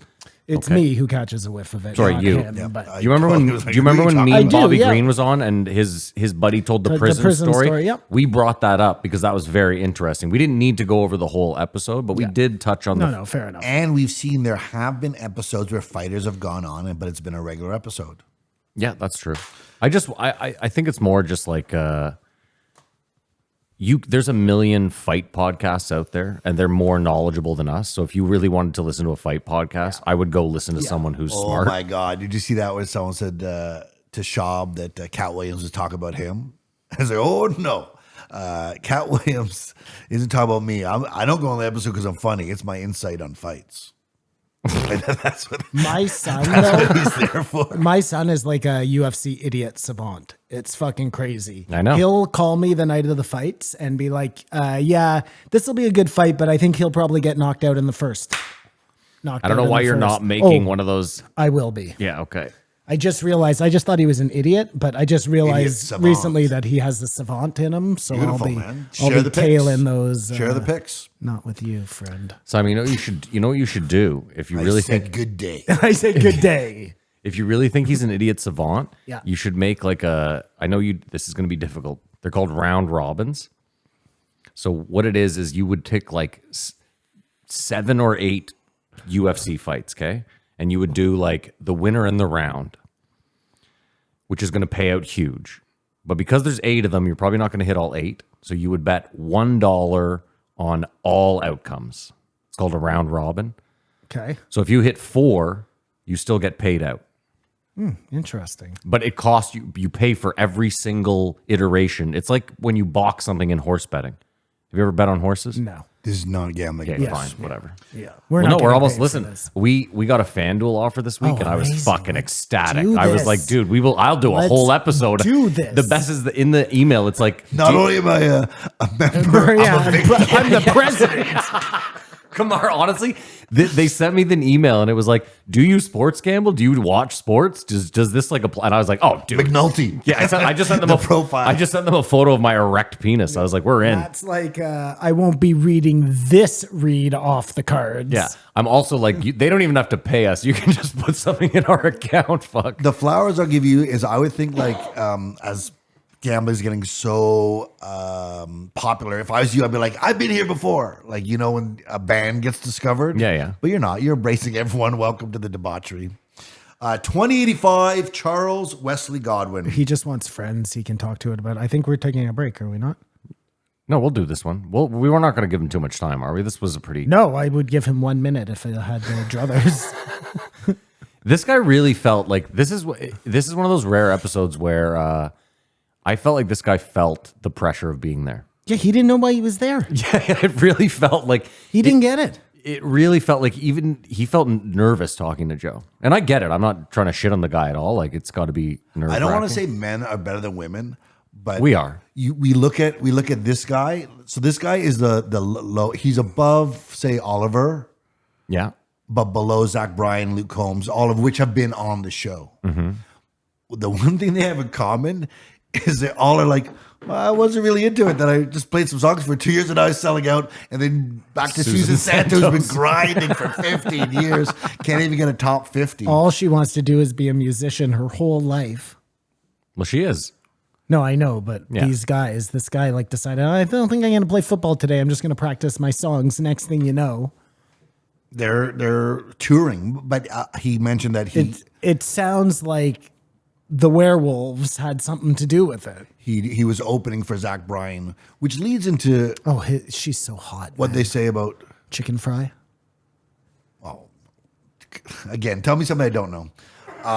Have you ever heard her Stupid, talk with but her hot. crazy Boston accent though? Like she's trashy. which makes it even hotter. Even I better. was just gonna say, yeah. What are you trying to get me hard? They talked about Flint, Michigan. You think they talked about Flint, Michigan. You think somebody somewhere say, "I know we gotta put $1 trillion in Iraq, but let's just fix Flint." Like This is for exactly optics. what I was talking about. Fucking Ukraine. Like, how do you not take $1 billion of those dollars and fix Flint? but just this one. It actually shows you how corrupt it is because if you look at all the bills that pass through Congress, there's always one representative that's sliding something greasy in there. Greasy. But you know what I mean? Like like online gambling or online poker in the States is illegal because of the Safer Ports Act. So like Kamar's saying, you'd think that some representative from Flint would be like, I'm just tabling this thing where in this $1 trillion Ukraine package, we just take like $4 million for Flint water. And it would be so lost in the accounting. You know what I mean? Like, dude, when you hear the Pentagon lost $2 billion, you're like, I'm pretty sure the governor-elect for Flint is a Labrador Retriever. Because that's the only way that doesn't make sense, right? I guess, Otherwise, you're getting it in there somehow. yeah, But he keeps barking and nobody's listening. poor guy. Do you feel like maybe for us it wouldn't be because we've done it enough? Like orientation is a lost art. Like find yourself on a map. Like you can use a map. Why would you use a map anymore? You use the map. Well, if all the power goes, you're down. absolutely right. It's a lost art, but we don't need to do it because AI has convinced us that all we need is our phone. Did you ever do any of that orienteering in when you were younger though? By the way, Simon, your phone. Yeah, we all went to Camp Cameron. They put you in the woods and you got to find a tree with something on it. Well, they give you Yeah, of the course. compass. I remember Compass, orientation. Yeah, we stayed So for the weekend. it's, Yeah. it's not lost on us. For all listeners, this is you guys should do this too.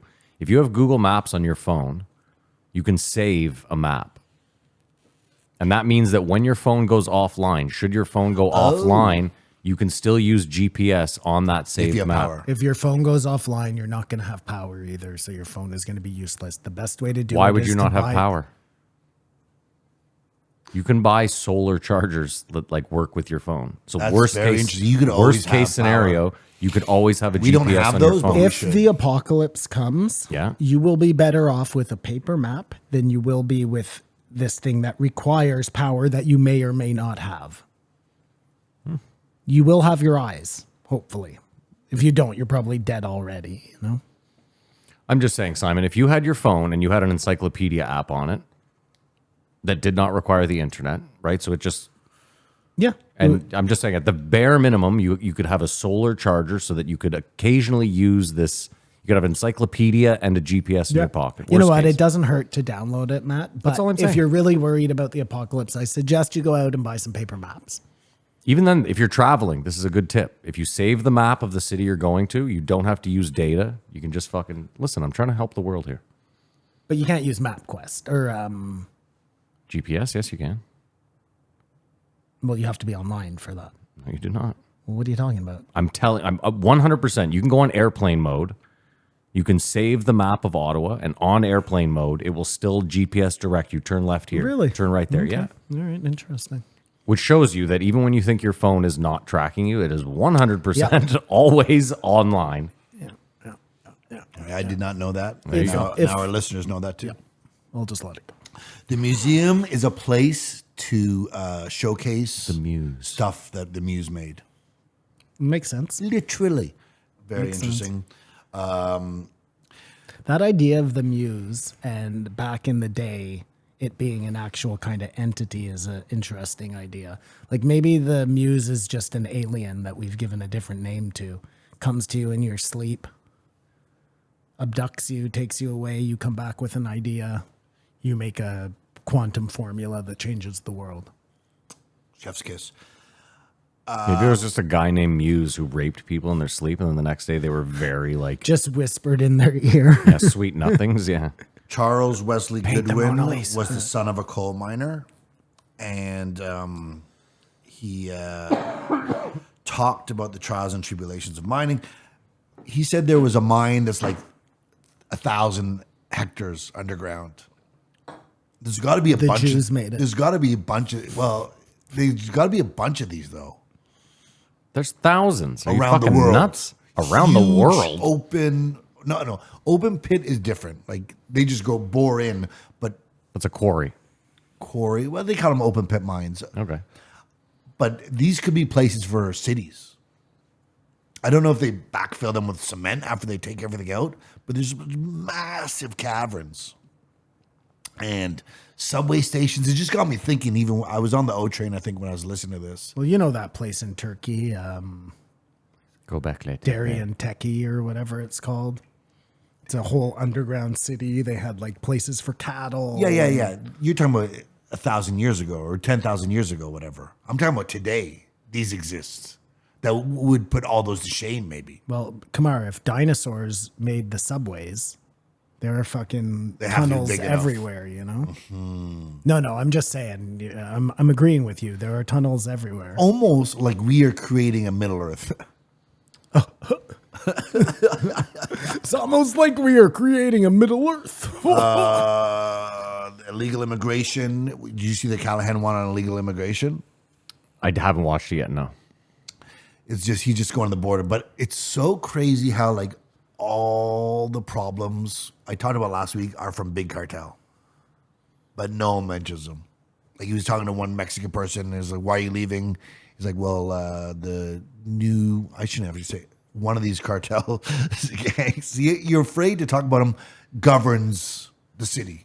Like Mexico is run by the cartels. It isn't a country where the government's in charge and just the cartels are pestering problems. If the cartels are just another arm of the American government, then that totally makes sense, right? Why you wouldn't bring attention to something that you're They doing. wouldn't let that be. No, he's saying you wouldn't bring attention to your own operation. You wouldn't point Okay. out your own shortcomings. You would keep that shit hidden. That makes sense to me. And then that goes back to the whole, gun running, coke, drug bringing, the Fast and the Furious, and the what's his name who used to fly the planes there. Oh, Barry Seals. That's all the American government working with the cartels. But this is more. And then all of a sudden they're enemies. It's very fucking. What did the guy say last week? Was it coincidental. $22 trillion a year? No, 22 twice billion. as much as whatever the pharmaceutical. No, it was like slightly more than Big Pharma. But my point is, like, you can fund a lot of fucking black ops with that money. But drug money. they're making so much money from this border thing. Like it's Who is? the cartels. Oh, I bet. If you see who's on the border, it's all these young guys. There are women and children, but the majority of them are young guys from all around the world. So if the cartels are making tons of money and they're run by the government, let's just say, okay, Then so they the would- government Allegedly. is making tons of money. At the same time, they're letting through all these people who are then destabilizing their countries to hold be able. on, hold on. Let's just back up a second here. You can't just say that every illegal immigrant from South America is destabilizing the states. But you could say the mass is. Yeah, I'm not. The strain on the social services. It doesn't matter their intention or whatever. I understand. But what I'm saying is, like, California has forever had a large population of illegal immigrants, right? And for decades, it wasn't like a problem. I think it's always been a problem. If you're the government or whoever those people are, and you're trying to bring in a new regime, but before you can do that, you have to destabilize all your own cities. This is an interesting way to do it. And I would point out that we're having problems because of legal immigration here. We're bringing 500,000 Yeah, I get a it. year Yeah. Legally. on Yeah, purpose. I understand. Whatever they have coming in, and I think every one of them gets $2,000. Yeah, I want to. If you get over the border and in process, here's $2,000, like a starter thing. I don't believe any of that shit. Well, this is the problem. I'm I not do. saying, hold on. This is the problem. I can't say one. You both are exactly where I thought you'd be. I can't say one way or the other. I know for a fact that seems like one of those.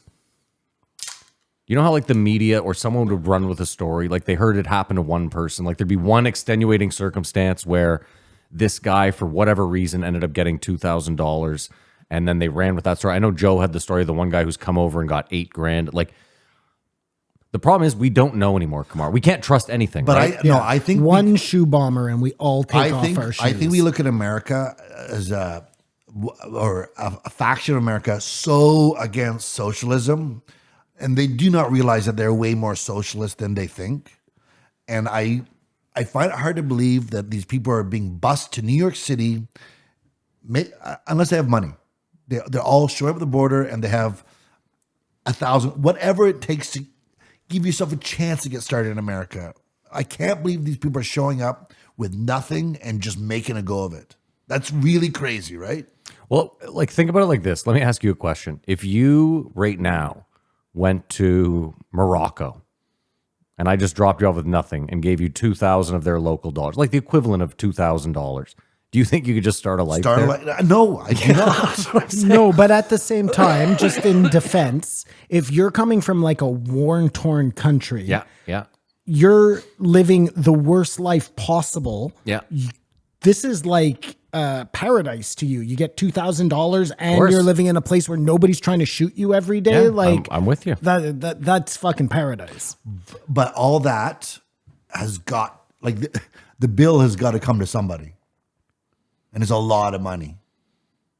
It's a lot of The money. $2,000 per person, you mean? Per 10,000 a day? I Here's don't what I even. don't I don't understand. even think the money matters at that point. If you're coming from a war-torn place, if your life is so shitty that you're willing to take your whole family and brave the weather and get on a raft or whatever the fuck you have to do, you're just happy that you got here. Well, what Andrew Callahan said is he talked to a bunch of guys. I think they're from Ghana or Senegal. They're from Africa. That how is it that America is the easiest place to get to, with Europe there, with other places, like other places in Africa might be better. Yeah, I was gonna say, like, if you live in Africa, why would you make that trek when you could just like you'll probably have the same chance of living in the fucking jungle as you do of getting to America and starting a new It's life. a question. Over the last 10 years, a lot of European countries have gone far right. Now, I'm not saying, I don't know what far right means to them, but I just know that they're like Joe said, the far right farmers in Germany right now that are protesting. I think a lot of those European countries have kind of closed their borders. Are starting to. Well, yeah, because there was the Syria They were issue. open. They were open. Yeah. I mean, they've also had a lot of trouble over there. Like Germany famously let in a shit ton. But I'd want to go to Brazil or Spain. Well, no, I guess that's Europe. I'm just thinking there's other places I'd like to go to. If I'm in my back against the wall, I have to get out of this country. The best place to go is Canada or America. Well, and Africa's so big too. You would think like maybe the Congo's at war right now, but fucking You can go to South Zimbabwe Africa or isn't, somewhere. You know? We don't know. Again, like Matt said. Should illegal immigrants be able to vote? No, of course not. No. And you should have to have ID to vote, because we just take it for granted. You need ID to vote here. You can't just walk up to a place like, I want to vote. Well, they somehow convinced us that having ID was racist. The idea of demanding people have ID to prove who they are is a racist concept, which it is not. That was like a ploy that they used so nobody would say, yo, everybody needs ID to vote. This way, everybody votes for Biden and Trump loses. I will check myself, though. I think maybe you can show up with a bill. No, you have can't. a bill with an address on it here. Maybe. I think Yeah, he might maybe be right. they might have let that slide for the last he might election. have. But again, that's because you've registered as a voter. You can't show up here with a bill. You have to have ID. But what I'm saying is, we here think, duh. Like, of course you do. Like, we don't think we're living in China because I can't vote without ID. You just think, of course, yeah, I need to get a birth. I need to show ID to do stuff. I need to show ID to vote. Whereas half the people think it's racist In the for States? people to have ID to vote. No, I'm saying it's a given here. No one goes, No, but we're you, in a oppressive country because we're tell forcing me people. why ID, the idea of asking somebody to have ID in the States, is a racist concept. Because it's a minority has less money and less opportunity. To go to the DMV? You're telling me to like steelman this. I agree with you. It's not racist. It's sold as that. People will tell you that. And we don't even think of that because you need ID to vote here. That's what I'm saying. It's just another one of those things is different. I'm sure half of America thinks you should have ID to vote. I'm sure back in the day, you are right. You could show up with a bill, but you could also go to the States with your license. You didn't need your passport. Like, things change as, I guess, rules get tighter. He was talking about, we agree. I think we agree and we're just yelling at each other. Sounds about right to me. They talked about other success is not your failure. That's a good thing for anyone to, Yeah. especially with you guys with your gambling. Well, maybe it's just you. One of my friends got this tattoo that said, comparison is The thief of joy. the thief of joy. I think I'm going to get it, but bigger. I saw that tweet this week. Oh, fuck, it's a meme. Of course, it's not me, man. That's way too funny for Good me. for you Fucking for hilarious. Yeah, such it's that. so funny. But you do need others to get breaks. I mean, everyone who did it themselves has a point where, and so helped me. Yeah, that's one of the toughest things I've learned over my life. And I've learned it recently, I unfortunately. mean, he had Zach Bryan. A group of guys have Joe Rogan or the Legion of Skanks, like, or someone.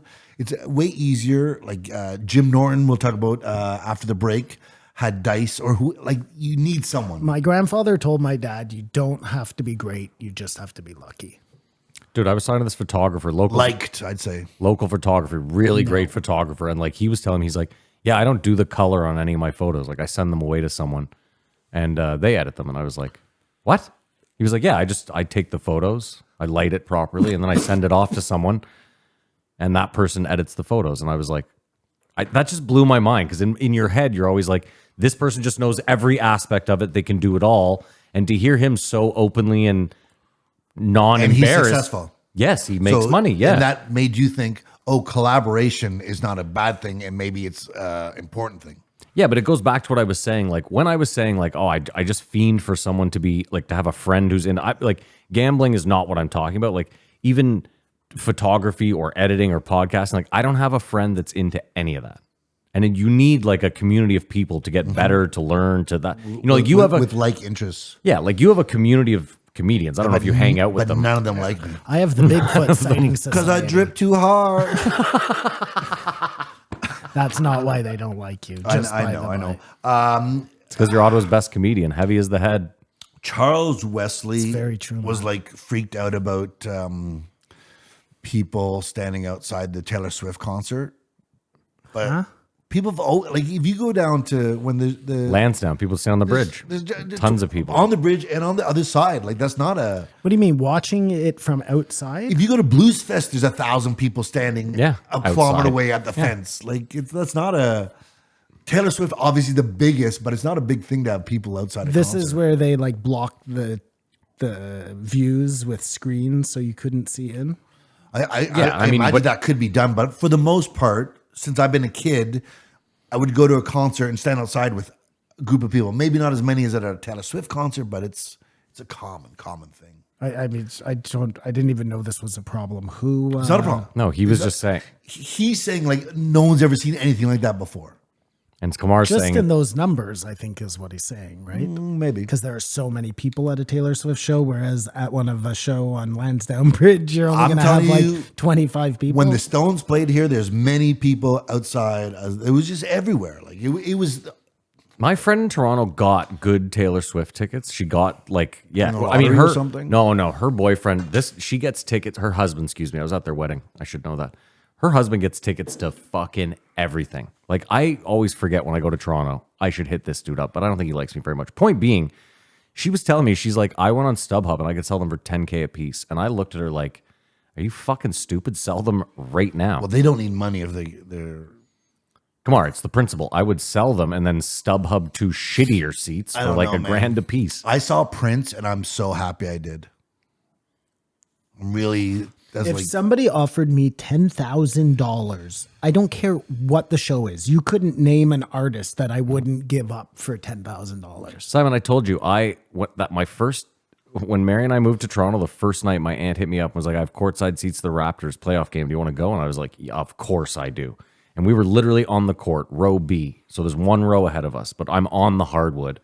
I Google how much our seats are. Well, when we sit down, $10K a piece on StubHub.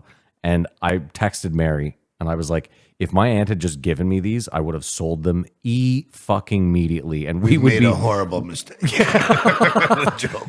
yeah, I was like, I would have sent her a fucking Photoshop photo of me on the hard court. Like, Basketball game, that's one thing.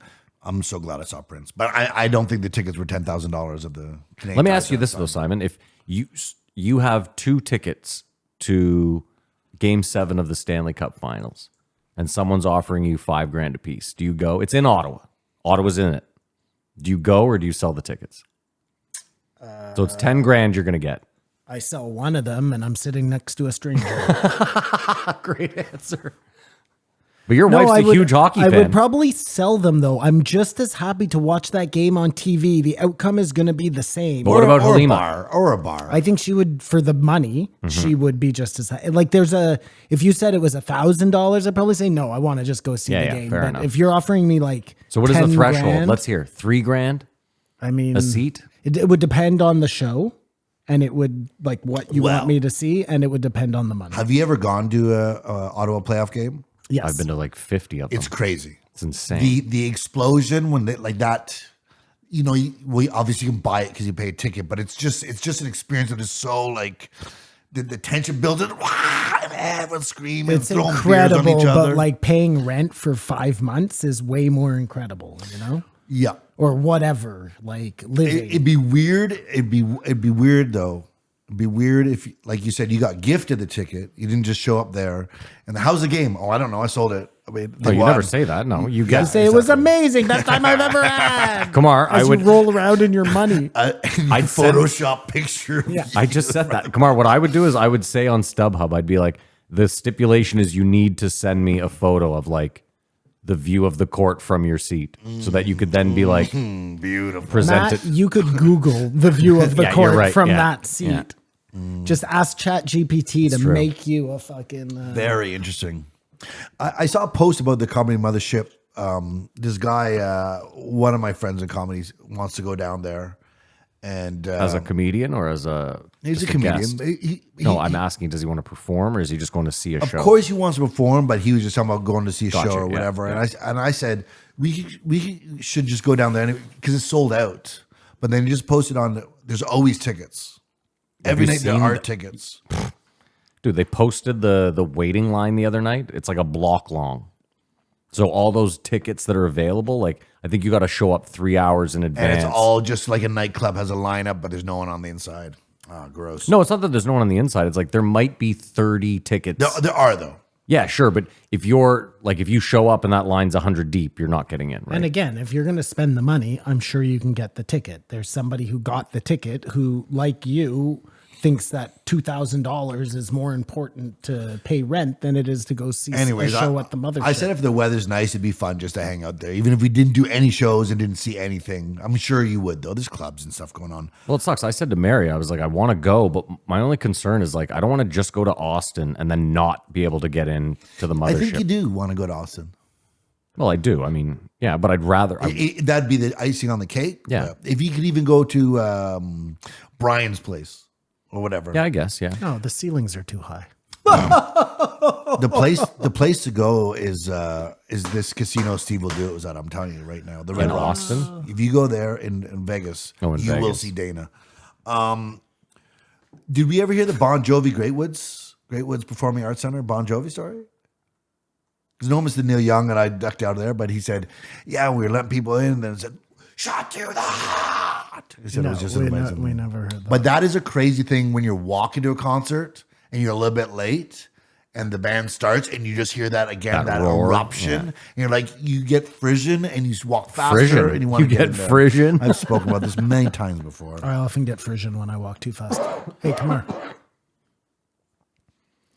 Wrap it up. Yeah, he's giving you the, yeah. He just didn't do it subtly at all. Seduction Hey, Kamar. was illegal. Yeah. That's hilarious. Seduction was illegal. Yeah, that's what Frank Sinatra got I'd be in jail arrested for life. for. Really? Yeah. That can't be true. That's what they spoke about. When you listen to this episode, Frank you'll hear about it. Sinatra got when you listen to this episode, you'll hear about got arrested for where the fuck is my phone? for seduction. No, that can't be right. As you look it up, I'll wrap it up. That way we can get through this. It is. He said they were talking about smoking weed and stuff. This guy doesn't smoke that much weed, but Action Bronson smoked like 40 blunts, and I'm wondering if that's like not powerful weed. The most cringeworthy part of this episode is when Joe was like, "Yeah, but you know, diet and then that weed," and he goes, "Oh yeah, man, munchies." I was like, no one sounded like not a weed smoker than that comment You right know, they there. feel like sand. Describing tits, never felt them before. It's crazy how Snoop has transcended entertainment. Yeah. Like from what He's a brand. But the first time I saw him was What's my motherfucking Snoop name? Doggy Dog, and I was like, this guy won't be around in a week. I swear to God, wrong, so wrong. And like way back when we went to Snoop Lion, I said, he's finally done. But he's just it'll be a world day of mourning. Yeah. God forbid when he passes away. I hope his funeral procession is bigger than Diana's. Yes, the Queen. Yeah. Like, I hope LA shuts the fuck down. It will be. So he was arrested for seduction. Yeah, Seduction counted as convincing a single woman Yeah. who of good repute Yeah. to sleep with you under the basis that you were going to marry her, but then you just bounce. As discussed on this So podcast. he got arrested for that. Did they mention that it then later got found out that she was married? Yeah. So it got reversed Because and she is of ill he repute. got charged with adultery. Oh, even Both better. were crimes. They mentioned that as well. Talked about the whole thing. Very interesting. Hey, come on. Tick tick tock. Okay, last two things. Last two things. They have those places where it's like, drop off your weed or whatever. Just who's not going to just put one up there? You know, Oh, that's drop a off your brilliant weed, your liquor, fucking whatever. idea. Besides the cameras, but somebody's be like, "Oh, I didn't even think about that," and you just go at the end of the day and At take the little airport? things. Yeah, I told you when Or Mary and anywhere, a bus station. Like someone's gonna be stupid. Like, oh, geez. last time Mary and I were in Vegas, that we landed, I won like $500 at roulette right away, and we went to the dispensary, and I bought far too much weed for the 2 days we were there. Like, I bought it like we were staying all week. And we go to the airport, and like in the Uber, I was like, babe, I still have like an unopened quarter ounce of weed. She was like, I don't know, try to give it to the Uber driver. I asked the Uber driver, I'm like, do you smoke weed? She's like, yeah, sometimes. I was like, do you want this free half ounce? And she was like, nah, this feels like a setup. I'm not trying to lose my Uber license. Vegas, I was like, of course okay. I was like, okay, forget it. So, dude, sure enough, Kamar's, like you said, there's this big metal box that's like, this is a marijuana disposal unit. Yeah, that was for real, though. It wasn't a scam. No, I get it, but Who Kamar makes the one right before it? yeah. Yeah. They have that at our airports, too, in case you're going Yeah. flying to LA. You have to dispose of your shit. Yeah, well, I'm gonna. This is constructing one that looks very legit and may It just says, put your wallet here. Gov CA on it. You know what I want to know? I want to know this. If you go through airport security in Ottawa and they find 27 grams of weed in your bag, you haven't broken any law at that point, have you? No, I'm sure No, they say you're, throw it you're out. fine. So, like, if you're going through security and they're like, hey, there's 27 grams of weed Well, in your they're bag. going to ask you where you're going. If you're going to LA, I think they're probably going to tell you you're going to get arrested the second you come into LA, but it's not illegal for you to fly with that. It's in your until best you hit interest the to leave that States. here, sir. I think that's what you get. I was wondering if you brought it in, if you got through LA And then landed as here. long as it's bagged properly going through, you can't just have like open weed in your bag. It Just has nuggets to be in your sealed, socks. Kamar, you cannot fly from LA to Ottawa with weed. Okay. I'm just letting you know. That's Yeah, no, because you can't go over the border. I don't think. Duly noted. Lastly, he duly talked. noted sounds like the biggest cunt thing to say. Yeah, with all due respect. Well, no, I just hypothetically, if you brought weed from anywhere in the world, I chose LA. I said, well, you can't do that from LA. But I'm just saying, if you did, if you came from Portugal with weed, would they care? I don't think so. Yes, they would. Okay. You can't bring other people's weed, other countries' weed into Canada. It's just like vegetables. yes, it's and exactly pets. like vegetables and pets. Calm down, man. You look distressed. Well, this is his wheelhouse. He talked about saying yes so you can say no. And that's sort of a thing in the come up or whatever. Is that what Kevin Hart entertainment said when he was industry. sucking Harvey Weinstein's dick? I'm going Or to say yes taking so I it- can say taking no it back later. shots. Yeah, so you can say He was taking, That's what the dick he in was his taking mouth. back shots from Diddy in some glory hole. But say yes so you can say no.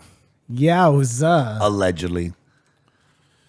I like yeah. how Diddy uses a glory hole. I like how you were worried about naming the Mexican cartel, but you're just going to fucking blast Diddy out on air? Well, everyone's getting blasted by Diddy at some point. Yeah, these are not the opinions of the podcast right, that man. he's expressing. Yeah, right we're trying to not get blasted by Diddy. We're trying to not get Yeah. killed. No, I don't want no back shot from Diddy. Charles Wesley Goodwin. I'd consider his music sort of country bluegrass, or no, rocky bluegrass. And he did one thing that's also interesting. He shouted out Wyatt Flores. And I think that's an important thing to do. If you're nobody, give someone else a flower. He said, this guy, Wyatt Flores, used to open for me, but he can't open for me anymore because he's too good. But no one ever heard of him. I went out and looked at his videos. He's all right, but he's got no views or anything. I don't want to push this any farther, but he decided to name himself Puff Daddy. Yeah. Save it for the post show.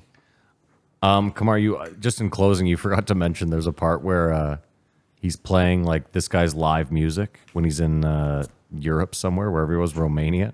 His first show. Yeah, and the song he's playing, Joe's like, "Oh man, you couldn't make that song today." And he said it with like such disappointment. And then the lyrics are like, "I'm a dirty old man. You're a sweet young innocent little girl. I'm coming to your house. I'm gonna kick open the door." You know, like it's like the ultimate rapey. I'm gonna rape you if you didn't understand. In case you missed the subtext, I'm coming in hot.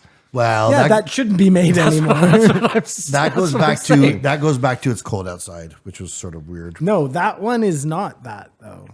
No, Maybe there's It's some. Cold Outside? There are some songs, Kamar, when you hear it, and you're like, "Why did we cancel this?" And there's other songs that you hear them, and you're like, "I can see why this might be a little problematic." Ginny was 13. I'll say, as long as they're playing rap music, like, again, the Ghetto Boys rapped about raping your dead grandmother. Yeah, but they didn't rap about raping your daughter. Yeah, maybe they did. On the B side. That's why your headphones are fucked. All right, that's. No, I got nothing against this guy, but again, it's so one. Oh yeah, we didn't rate it. Jesus. And there's a lot of instances This one gets like less than a 1 from me. they really went after you, Joe, with the COVID. Like this acknowledgement of what we've already acknowledged. He listened to the show religiously. Like us. Yeah. No, I'm just saying, like, that was like the one Yeah, good for him though. redeeming thing, but even that was annoying. Good Like, for imagine him. how we're annoying to other people. This was annoying to me. Not good for me. That reminds me, if we can just get like a 10-person studio audience every Sunday, we can apply to be a fucking religion, and then we're tax exempt. Just 10 people every week. Would you abide that? What do you mean? Would I take the tax break and never pay Would taxes? you mind if there was 10 people sitting in chairs there? Oh, well, you know. If it meant that we were a religion, I'm in. Is anything to get out of Judaism? No, I think on a day like today, but It's not a good time for Can us we right dig now. holes underneath your house? If we can, I'm in. There's still hole digging, right? well, I think we should do it. Maybe for the 300th episode, try to have a live studio audience. It'd be hilarious. Just 10 folding chairs over It'd there. be 10 hilarious. I'm randoms. sure there's 10 people come here. It probably wouldn't be that enjoyable. No, it'd be great to Or hear it could be a crickets shit for show. 3 hours and know that we don't have a funny show at all. Or the opposite. That's Right. very We interesting. could We'll throw call that it around. science's fakeology. Oh, I like that. Yeah. Simon's fakeology. All right, we're going to take a break. We're going to pay a bill, and we'll be right back. We're back. Might as well thank BetterHelp. I don't know. I didn't look into it. I'm going on vacation. I'm already in vacation mode. Come on, name a number. 2086 Jim Norton. It would be bad form if it was somebody else, and we think BetterHelp. Yeah, but it's not. I know for a fact, so it's not a fucking concern. The funniest is everyone keeps writing in and they're like, I got a cold plunge ad before it's dude, the amount of ads that run on our show that we don't see a fucking dime from is crazy. It seems criminal. We need a It is manager. criminal. It's not, I don't even think management would help. Like, Well, who's doing that? You know what? Who cares? This is Yeah, we'll get into it this after. is stupid. Jim Norton leads off. What do you know about the tunnel, Simon? I mean, whatever I know, I can't tell you. Because up until last oh week, my God, I wish I hadn't been, you're fucking hilarious. What do you know about the tunnel, Simon? That's fucking incredible. With the light right on. we have a Tell us reason what to you know, believe you may Simon. know more than other people know. What Because are your burrowing skills? Up until last week, I thought Hamas did tunnels. Well, but now I'm If you confused. believe the rhetoric, Jews have claws and are great diggers. Yeah. Apparently the rhetoric. Do you guys They're think like you more saw people. all the same footage? Because I've seen that synagogue in another video of guys just jumping around, some guy playing organ, like sort of polka music, and them having a real good time in there. It's called klezmer. That's probably what it was. And then that whole panel wall comes off. Have you seen any of the footage? No. For real? For real. I don't really even know what you're You talking don't about. know the synagogue I'm talking about? No. It's got all these brown tables and big chandeliers, and it's you know it. It looks almost like a basketball stadium, but instead of a court, No, I know. a What are high you school. talking about? Anyways, What should I even look up? I don't. Basketball synagogue. The blood sucking Jew tunnels. Whoa, buddy. That is the most anti-Semitic thing I've ever heard. Thank you if for- we need to cancel you, we just need to go to this moment Thank right you for now. clearing me up, because that is what some people are saying. I mean, that's why I'm coming to the source. So they tear down this whole wall, and there's all these guys with, I guess they're their Bibles, Torahs, I believe it's called, sort of standing their ground, and you can for sure see that there's supports holding up the ceiling. But I don't know to what degree the actual tunnels. They're saying they're going everywhere or something, and it was to get around during COVID. What is give me the whole tunnel spiel? Like, I've just been joking around about Jews digging tunnels, but what's the whole conspiracy theory? There's a synagogue, and there's a tunnel from it going to another synagogue or to some other place. In New York. I think it's in the Bronx, maybe. okay. I mean, Simon, if I you mean, think that about doesn't it, seem that odd to me. if you think about it, Montreal, a lot of Jews, Okay. a lot of tunnels. There's a tunnel in Montreal for sure. Why do you think there are a lot of tunnels in Montreal? Just in general, there are a lot of tunnels? You can walk around all of downtown Montreal like underground. They're all connected by, The subway? or is that Toronto? The metro? Maybe it's Toronto I'm thinking of. Sorry, it was in Brooklyn, a synagogue in Brooklyn. You're thinking in Toronto. Oh, no. In Montreal as well, you can get from like the Eaton Center underground all the way to like No, Guy that's Toronto. Street or Is it? something. No, maybe it's both then. Well, they both have Eaton Center, so maybe it's just an Eaton Center thing. Well, the tunnels are not that impressive when they're done legally by engineers. And I think that's where these differ. Yeah, it's when you think of wiry little Yeah, Jews for me at to a say synagogue. anyone's But particular race tunnels. Just hold on. If you have a group of people who have been not oppressed, but Tunneling? it's just not even funny anymore, man. A burrowing people. No, not. Just like, you prove yourself wrong. If you have a group of A people mole type person. who have been like oppressed and are afraid for their existence, Yeah. it wouldn't be that surprising that you might have an escape route from your place of worship to another more Place of safe worship. place of worship. And both places use it as a So what are the bloody mattresses? what bloody matches? I don't know these stories. Yeah, I didn't know you were going to. What are you even talking about? I thought we had said that we were going to go to mention Okay, that part. sorry. But I'm thinking it's somewhere between the absurd and reasonable, but the tunnel is absurd. What are the bloody mattresses? I'm sorry. There's one matches. It could be. Maybe by they're blood. performing circumcisions down there or something. Yeah, and we The know how those go. old underground New York circumcision ring. Sounds like a But again, madhouse. if you're being persecuted and you can't do it in your true. place of worship, He won't let me clean it with my mouth. this isn't just the Jews, guys. This is any oppressed people, I imagine, true. would have these same type of concerns. 100%. And so what? They saw this Jewish guy wearing like he was a Hasid, is this right? And he came out of the tunnel. He like came out of- emerged from a manhole. He cover or emerged from a something? sidewalk grate. Cool, Like so, Pennywise. Yeah, okay, go on. No, but that was like So what, he, like- months ago, and it was just like, did this really happen? I'm sure everyone thought it was AI, Yeah.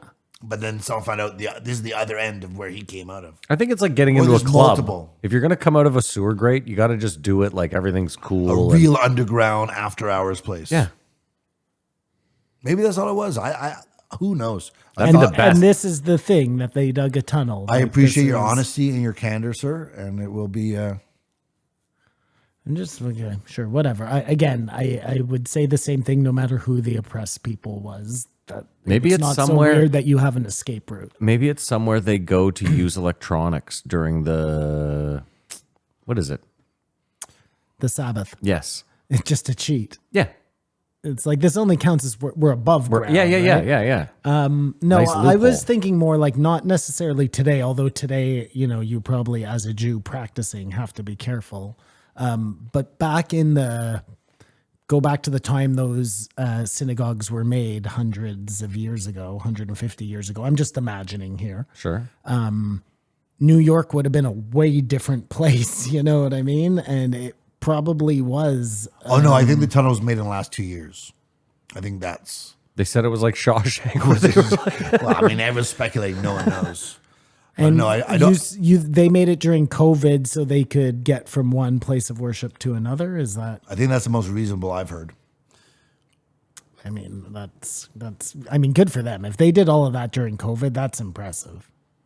I mean, what world do we live in? Like, dude, if a year ago someone had come to you and been like, yeah, I live in New York and I think there's Jews burrowing under my apartment, you'd be like, listen, you fucking psycho conspiracy theorist. Like, I'm not even gonna listen to this for one goddamn minute, this rhetoric.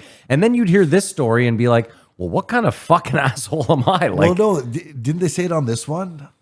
There was a guy that tweeted, I live on the first floor and I can hear Jews in my walls. And people were like, you piece of shit. I was like, no, I was just saying exactly what I was experiencing at the moment. Imagine you're in your apartment and all you can hear is like Baruch atah Adonai Eloheinu, Yeah. just coming from the basement. Yeah, you're like, what the fuck is Yeah. going on here? I Are think- these rats speaking Yiddish? I think that really happened. Dude, that's hilarious. No, I choose to believe that the tunnels have been there for a long time. I don't know how you would prove or who you would even believe that they were built during COVID. I mean, listen, if a Graham guy, Hancock fucking never insane. mentioned them. if a guy tweeted it out, it sounds like they've been. I'm not saying they're ancient fucking tunnels, although they could be. I'm saying they are done 100 years ago, not fucking 2 years. That would make him a ago. lot less impressive. I love the 100 idea. years to do that. I love the idea that 500 years from now, Simon, someone could be a Graham Hancock of the future. Could be like, we found these tunnels in what used to be New York City, and we found a tweet from this gentleman that has proven that it was the Jews. They'll blame the Jews anyways. Nah, why don't not? you worry You about would that. feel cool if you were part of a group that had a secret tunnel to get someplace. And I'm not saying, Kamar, that it took 100 years to dig the tunnel. I'm saying it was dug 100 years ago. It still could have taken 2 years. This sounds like classic Jew talk. Listen, you know how quickly we did the pyramids? We could dig this tunnel in no fucking We don't time. know. We don't know. We'll see when we see. There's something about hot nerds, eh? The hot nerdy girl. I think the hot any girl. I don't know the Yeah, nerd. there's something about the hot girl. Put the category. It's more like the band camp girl. Yeah. Or do you just like the hot girl? I mean, hot girls are nice. Yeah, okay. There's something about the hot And nerd. is- you're talking about like a hot nerd on Pornhub. That's just a model wearing glasses. They're not like really a nerd. yeah. Like, Kamar, okay, Yeah, let me yeah, ask you. Obviously, but they're portraying the tricked you. nerd, and that's the hottest one. I'm with Simon, though, where like you're hoping not only is like the nerd hot, but that she's a psycho in bed. And that's like the band camp thing, right? I think you're sure they are like cosplay girls. That's just sort of nerdy. Yeah, if you do cosplay, you fuck. You know what I hate is the new trend of like crossing their eyes. Have you noticed that in porn? Yeah. You know exactly what I'm course talking I do. about. What is it? Yeah, I'm not going to do it to you. I'm not doing it. We're mad. They cross their That's- eyes and they like that's stick their fucking- tongue that's out, like insulting. spit drip out. Because It's it feels fucking so good. Yeah, yeah. weird as shit. Their eyes roll back in their head. No, the eyes rolling back is different. The crossed eyes, I'm like, Jesus. Jim's wife is Canadian. That's sort of cool that he was here that whole time. We never ran into him. Okay, can I ask the question? His wife is trans? I believe so. Okay. No, I thought it was a woman. I'll look it up. I'll let the silence speak for itself. Then they talked about medication. I don't believe Kevin James cooked a turkey. I believe he cooked four. No, I'm kidding. maybe he reheated. Maybe he reheated a turkey, or he I know it's the preparation or- of a full turkey. he made a turkey sandwich and just said it and just, dude, I was so crazy. I made a turkey, but the full preparation of a turkey, like unless it's a turkey just in the oven, That's what I was gonna no say. tray, just sort of dead. Because like you've made a drunk pizza and then come back the next day and it's just a brick of coal in there. Like that's what I was saying. If it's just a dead turkey in the oven at And like in my head, 400, I just imagine him coming downstairs and there's like mashed potatoes, beans, the stuffing, everything's like yeah, and I it's just all wo- immaculate. So, to what degree he cooked this turkey, I need to know. Yeah. But I believe that these medications can make you go into a dissociative That's not happening. Minnesota State, where you just don't know what's going on, don't remember. And the thought of he was saying Dice calls at late at night on Ambien all the time. I think you can answer your own question. Yeah. It's a woman. No, it's. I think it's a. It's a they. Yeah, you just Werewolves. Dude, Werewolves. You see those hands? I don't know. Werewolves. Yeah. Dice calling you at 3 a.m. on Ambien. Oh, hilarious. That's hilarious. I have some friends that call drunk, and it's not that. That's my new safe word, by the way. Ambien? No, werewolves. Oh, okay. Good to know. Dude, I saw a video of Dice at the airport, and he goes up to Matt Damon, and he does one of those, like, are you here for the tour? Like Matt Damon. The actor Matt Damon. Yeah, he's sitting at the bar at the airport, and Dice goes up and does that whole, and you can see Matt Damon's just like, who the fuck is this And guy? then it just cuts out. No, he's like, thank you so much. Have a great day. Because they played through the clips of going, are you here for the picture? And then I don't know who you are. And if you go through his Instagram, it's over and over again. And it's like no explanation. Like Joe got all poetic about it, about what art this was just for himself. But it is funny because it's him. And I really wish I knew, because he was on there. And I think our take was that he was like passing the torch or whatever. To his son. Felt some sort of a weird way about it. Because he once was. But I still think he's the best. Rude comedian I heard when I was 14. You know, it's this, I can't believe they're saying this stuff. There's no ounce of me that was like offended, or like, I could see why women are offended, but I just think it's hilarious that someone's allowed to do it, that this could be played through speakers. But I do believe he may have stolen the nursery rhymes from Otto and George, which if they were Cat Williams, they would bring it up. But have you heard that? No. Otto and I mean, George let was me a ask you a dirty, question. Let me ask you a ventriloquist. question, though. Is, like, did he steal the exact nursery rhymes or just the idea? Well, this is what's interesting, because, I mean, it's his greatest hit. Yeah, but what I'm saying is, like, if you see a comedian doing something very poorly, and you're like, I could do that way better. Like, let me give you an example. If you're like the Smothers Brothers, and me and Simon decide, like, hey, we can both play the guitar, and we could make funnier songs, and we do the Smothers Brothers act, but different, have we stolen their act? Well, if we start doing like the Yo-Yo Man, then we've probably stolen their act. That's not, but you get what I'm saying, right? Like, Yeah. there's a thin line Two sometimes. guys can do guitar humor and not. Yeah. I mean, it's not the first time. No one ever talks about Dennis Leary stealing for Bill Hicks, or they say it really quickly and in passing. That's because he's I irrelevant. just never hear anyone talk about fucking Dennis Leary. Dennis Leary. Yeah. Or Dennis Miller, sorry. Who did you say? Dennis Leary. Dennis Miller, who's this guy, Genghis Khan's advisor. That was such a bad one. He sounds like the hoedown at Peking Trail. Yeah. What is he talking about? You know, Dennis Miller, just crazy references. Yeah, oh, yeah, okay, gotcha. What is this, Were you Napoleon's This cleaning guy's, woman over this guy's here? tailor must be the Shah of Iran. Were you talking about Miller or Leary? Leary. Dennis Leary. Dennis Leary. Great hit show about being a firefighter. Yeah. Save me. Made his Rescue career me. by stealing another guy's shit. Well, don't forget, Louis C.K. went on Joe Rogan. Oh, no, maybe it was Opie and Anthony. No, it was Opie and Anthony. He went on Opie and Anthony. He was like, he very casually was like, yeah, well, I mean, Dennis Leary's song Asshole, like, he stole that from me. And then he went on to tell the story about how he gave him the idea pretty much. But it was weird because, like, I don't know. If a comedian comes up to you and tells you, like, oh, while I was driving over here, everyone was a real asshole, and then you go write a song called Asshole, have you stolen their idea? I think it's like sort of what Cat Williams said is not, I don't want you to take all their stuff away from them, but I just want you to know they're not as legit as they say. And maybe that still is like petty or whatever. I mean, does it make sense that you made your success? It doesn't matter how you did it. But for the record books, you stole from me. I guess it doesn't matter. Come on, I'm sure you've seen it. There's a basketball podcast with 2 ex-basketball players. It's Matt Barnes and Steven. It doesn't matter. Either way, he brought up an interesting point this week. He was throwing shade at Shannon Sharp. Is he black? Yeah. I found this interesting. His take was this. He was like, if we had done that interview with Cat Williams, we most likely would not have released it. Oh, thought twice about putting it out. Yeah, and his rationale was like, he's like, we have to keep good. He's like, you're better off keeping good relationships with most people. He's like, that's the unfortunate thing about the whole entertainment industry is that for the most part, you're trying to keep good relationships with people, not burn bridges. And I was thinking about it. I was like, 'cause Shannon Sharp, and this is odd to me, like he is arguably one of the greatest tight ends to ever play football. First ballot Hall of Famer. He has a chip, doesn't he?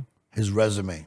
Yeah, yes. What he's done in life up to this point. He's 60. He looks like a ripped 35-year-old. Like, I can't imagine how much money he's worth, how much money he's made.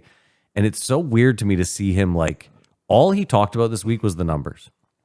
He was so stoked. Like with did you see with Chad Johnson? Yeah, but this is the weird thing to me. Like, listen, if we put out a video. He's a winner, Matt. I know. I get it. I'm just saying, if we put out a video this week and it gets 12 million views, that is obviously impossible. But you're Shannon Sharp. Like, it's weird to me to see someone famous be. And then I thought about it and I was like, I kind of agree with the dude that, like, I don't know, releasing that's weird. No, it's another metric in life. If we got 12 million views, yeah, I'd be much worse than Shannon Sharp.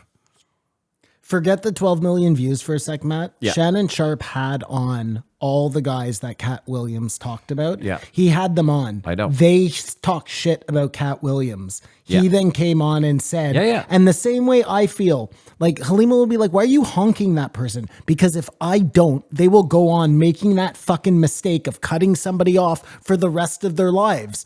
Somebody's got to tell him, Listen. you know? Somebody's got to set the record straight. That's what Cat Williams said. But he doesn't want them to lose anything. He doesn't want to take away their career, take away all the. He's not saying that. He's just saying for the record. The only for thing the he record. wanted to take away was Steve Harvey's wig. Yeah, but I mean, there's nothing to take away. Like, do you consider Steve Harvey or Cedric the Entertainer, or even Kevin Hart for that matter, a top 10 comedian of all time? No, of course not. Do you consider any one of them a top 20? Kevin Hart on paper, yeah, he's one of the greatest of all time. No, you're talking about success-wise. Of course, coming from stand-up. But I'm talking about as a stand-up career, a standalone. I don't even consider. No, but if aliens came down today and was like, bring me your top comedians, they would bring Kevin Hart. You know what I mean? If you're just going by the numbers, is what he's saying. Yeah. Scoreboard. Funny being objective. They talked about the decline of Sam Kinison. Subjective. I want to see this too. I wanted to look that up. Yeah, the decline of Sam Kinison. I think that tells how hard comedy is. Like even him, like you can't wing it. Like his first one was Dynamite, but usually I was saying last week, a special is the first special is a culmination of everything that person's done on their grind as good as they could do it. He sounds like he was just ruined by his success though. Like I don't know too much about him, but like sounds like he got so big and comedy became an afterthought. You can do that differently. You can be guy jerked off there, Louis C.K., where, you know, you get huge and your comedy follows you. You get better and better. But that's a decision you have to make. Can I ask you a question? Like how far back, like Kevin Hart's huge success, how far back would you say that goes? No more than 10 years. Not even 10 It would have years, to be 5 years. 2000, maybe 2005. You want to know? So 2000, that's 23 years ago. You know when he really got big, Kamar? Pandemic. That's when he really had it. Yep. That's when all his specials came out on Netflix. Yep. No, he had done Philadelphia Stadium or something by then. He sold out Giant Stadium in 2015 on multiple nights. Okay. So again, like that's why when Cat Williams was like, he's never done a big tour or sold out, I was like, he sold out Giant Stadium. He had never sold out before he got these movie deals, the shows. Yeah, that's not enough for me to be like he sucked a dick. I think that, no, forget that for a second. Just like, that's what he was saying. I think everybody can say that Kevin Hart is like, he sells out those stadiums because of how famous he is. It isn't because his comedy is better than everybody else's. That would be crazy. Exactly. And Cat saying he sells out because I'm the funniest. Yeah, sure. Not fine. because how famous I am. Fine. And that's what he wants. But Cat doesn't sell out the same stadiums that fucking well, that's what his name that's what sells Schultz said on Flagrant that was so poignant. He's like, if this is just a Kanye, like I'm going on Shay Shay and I'm going to just talk crazy shit to just sell out my tour. No, he wasn't talking crazy shit. The stuff he was saying, for the most part, most people can see nobody ever said it. No one can see him reading 3,000 books between the age of 7 and 12. Okay, forget. Yes, Like, there are things he says. I'm not talking crazy. Look, I like him and cheer for him more than anyone here. no, it sounded like he was just calling receipts on people that nobody usually does in Hollywood, even with comedians, because nobody wants to burn bridges, and he was fine burning bridges. Like, But it's like Matt said, they were on. I really wish, I thought when Jim Morton came on, they were going to talk about this. I was like, ooh, this is good. great. We're talking about it instead. I think they had recorded this before. Yeah. That's what I assumed too. Well, I don't think Joe But can. Cat Williams was on Mike Tyson a year ago. I didn't like you. If you watch it, he's way more gracious and just relaxed. Maybe it's because, well, no, everyone is intimidated. Cat to him. Williams watches Shannon Sharp's show. That was obvious by his or those appearance episodes on there. in particular. He watched all those episodes. He took notes. He said he came prepared. These are what these guys said about me. I'm clearing the record. Like that's all pretty obvious to me. You know what I mean? When he went on Mike Tyson, they were probably just having a conversation where it never. Mike Tyson had never interviewed Cedric the Entertainer, and he didn't come on there and talk trash about him. Absolutely. Well, I mean, but I'm sure Cat could have just gone off if he wanted to. Like, Yeah, he just wasn't provoked he into came to it. address A, B, C, and D. This is what I'm saying. With A, B, and C, D all existing at the same time when he did the Mike Tyson. It's not, oh no, maybe A, B, C did not exist. But it till doesn't even matter. Those guys did Club Shay Shay. It doesn't exactly. It wasn't until they came out and started talking shit about him. Like before, they were just behind the scenes ruining his career, apparently. But trying to. And most of the internet has tracked down enough of his videos to like corroborate everything he said or the big things he said. And look, he didn't burn every bridge. You know what I mean? Like when they asked him about Ice Cube, he was like totally stuck up for Ice Cube. It's just, we live in a world where someone made $1 billion. Now the next billionaire comes and gone. It's 10 days. It's got 46 million views. That's insane. It just is insane how big this got. Maybe it is a plant in itself. Do you know that Chad Johnson drives around in a little mini car? Yeah, he's he's notoriously frugal. The little smart car, but it's matte black. Isn't he the one that like ate nothing but McDonald's and flew coach everywhere? I love him.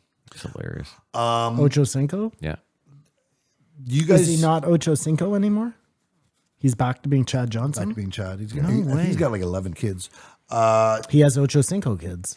Do you think you notice appearance on stage? And Burt Kreischer's an excellent example. Say that again? Yeah, say that again. Do you notice your comedians' appearance on stage? Like he had a big problem with anyone who's good looking. Burt Kreischer did? No, Jim. Okay. Yeah. And talking about girls dressing down. Yeah. Not too many. Although Christina P, like her last special, she was like done up. She's gonna wear like a pink tuxedo or some shit. Yeah. She would look great. You see how I don't know if that affects your opinion. have you seen that new girl who's on the I think I talked about her last week, who's on Segura's channel? You love her. She Lauren has the Compton. hugest tits. Yeah. Is that her name? Yeah. She wears Lauren the Southern? craziest Compton. dresses on that show. Oh man. yeah. Yeah. But the creepier the guy, the more conservative the dress I find. Really? No, I don't know. But she's got a boyfriend. Oh my God. Yeah. She replaced Brianna Chicken Fry. In your porn spank bank? rotation? No, just I found a new girl on the porn. Anyways, Found a new girl on the porn. God, that always worries me. shout out Charlie O. Charlie, oh. If she's listening, that's all we need. A 7-minute set that tells a story. That is it's like the smartest thing and the basic thing you could do for how you look at comedy. Break it down to 7 minutes because you want to do a 7-minute set that tells a story that some producer says, you know what, we can make a sitcom out of this. There's enough there. Well, that's what you used to want to do. No one you want. No, I still think practically any individual going, okay, I got to do 7 minutes. How am I going to do it? Tell a story with jokes. You think that, like, just as an example, Tim Allen from Home Improvement, that was just one bit. The Toolman Taylor. It wasn't something he did every week he went on stage. For sure, he probably only did that when he was on stage. Okay. Okay. Do you know what I mean? I guess I'm not explaining it right. The story means it doesn't have to be a story about your family or whatever, but it should be. I mean, those are good things, but just some sort of subject, but in 7 minutes, tell us, A story. talk about that subject in the form of a story, which you see how people applaud during things like, oh, that leads to this, that leads to that. Anyways, to me, it was like, that's such a good way to think about it. Did you love Chappelle's new special? We on talked that? about Oh, it. you No, did? I did Who not. did? All You three and- of us. We did? Yeah. Okay. No, I did not, Simon. I did not love it. Oh, we did talk about it. That's right. Yes. Do you guys think you saw or foresaw the death of the sitcom and you thought, I'll be watching some new sitcom when I'm older? Because Seinfeld, early Simpsons for a bit were sort of like sitcoms. Cheers. You could see it changing, like The Office. That kind of turned everything on its heels, right? And then Curb Your Enthusiasm, Seinfeld became Curb, Yeah. and that was different. And No, you but could see it start. No, but I would shifting. still look at all these because Joe talks about single. Those are not comedy. He put Modern Family in the realm of sitcoms. Well, Modern Family is way closer to Friends than a Curb or a what else did I say? I don't know. My Modern Family's really fucking good. It is, but it still has that like every episode is kind of exactly the same, just insert different problem here. That's not the same for I'd say Curb Your the- Enthusiasm. You would never guess what the problem was until it happened, Sure. you know? Well, that's just a degree of the writing. Same with The Office. Like The Office was so you could never predict what was going to happen next. But isn't the Office different if you see the British Office first? I don't even care about the British Office. No, I don't think it changes anything for you. Really? Yeah. Well, that goes exactly what you're asking before. What do you mean? Well, if the Smothers Brothers do something and we do it better, do you understand what I'm saying? Like, Yeah. do they he licensed it out, so it's not stealing. No, exactly. Yeah, But again, But it is this. It's the same end result if someone were to steal an It's idea. because nobody had ever seen the British Office until the American Office got popular. I saw the British Office first, I also did. and so the first season I was like, oh, you're just trying to be like this show. I'm actually, if you go back and watch season one, I'm surprised.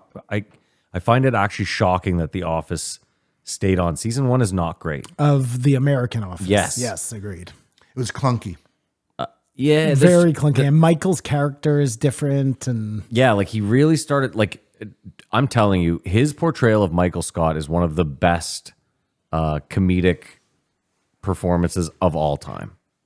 Like, I can tell you that, in my opinion, that's how I feel. He is, the little nuances of him playing Michael Scott, it's fucking incredible if you watch carefully. But it took him a while to get in there, as it should take anyone. Like the same, if you watch The Sopranos, like it took him a full season to really be like Tony Soprano. when you go back and watch most first seasons of a show, you're like, oh. Well, that's gone now though, because now Netflix, there is no like shitty pilot. You're getting the show. Yeah, it's green lit and every episode looks as good as the last. Like Ozark, there was no, like the continuity throughout Ozark was the same pretty much. That's right. Whereas like The Sopranos, the whole first season is lit so bright, and then the last season is dark as fuck. Like the lighting is super moody. Nothing is better. Meadows' nose I've is said it before. different. I'll say it again. Is the evolution of the Trailer Park Boys. Yeah. Season one. Yeah. That's interesting. Season one to the last season. These are not the same beings. Forget season one. Look at the pilot. Yeah. And then season one. Yeah. The pilot, they play these like they go and they're stealing people's pets to hold at gunpoint to then like it's crazy. It's not even the same show at all. I would put that as a sitcom, though. You would put that as a Oh no. That one's so like unique. The way they film it. The only thing that makes a sitcom feel like a sitcom is the audience laughter, the laugh track. They were saying, but otherwise, it's just a comedy TV show that you go every week to watch. What they were explaining though, and I thought it'd be cool, is sitting there and them coming back in front of a live audience and doing a line differently. I think that'd be really cool to watch. Like they were saying, well, the audience gets boring watching, you tell 3 jokes and No, Jim's- it would be great. It's like watching a choose your own adventure. It'd be. I think it'd be really cool. I don't know if I could get the same energy, but of course you would because you see them trying stuff, I mean, that used to be the beauty of the DVD. the outtakes and stuff like that. Yeah, they used to include some extras for you. That was the whole idea. Was like, hey, do you want to see the trailer and the behind the scenes and a blooper reel? And like now that's just gone by the wayside. And the pilot, if they didn't Sure, include yeah. that in the.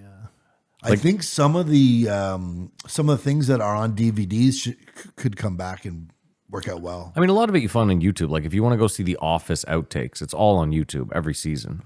But the DVD had the director's interview and just Yeah. a whole bunch of added things. It's funny too because like Tropic Thunder, I don't know if you know this. This is fucking hilarious.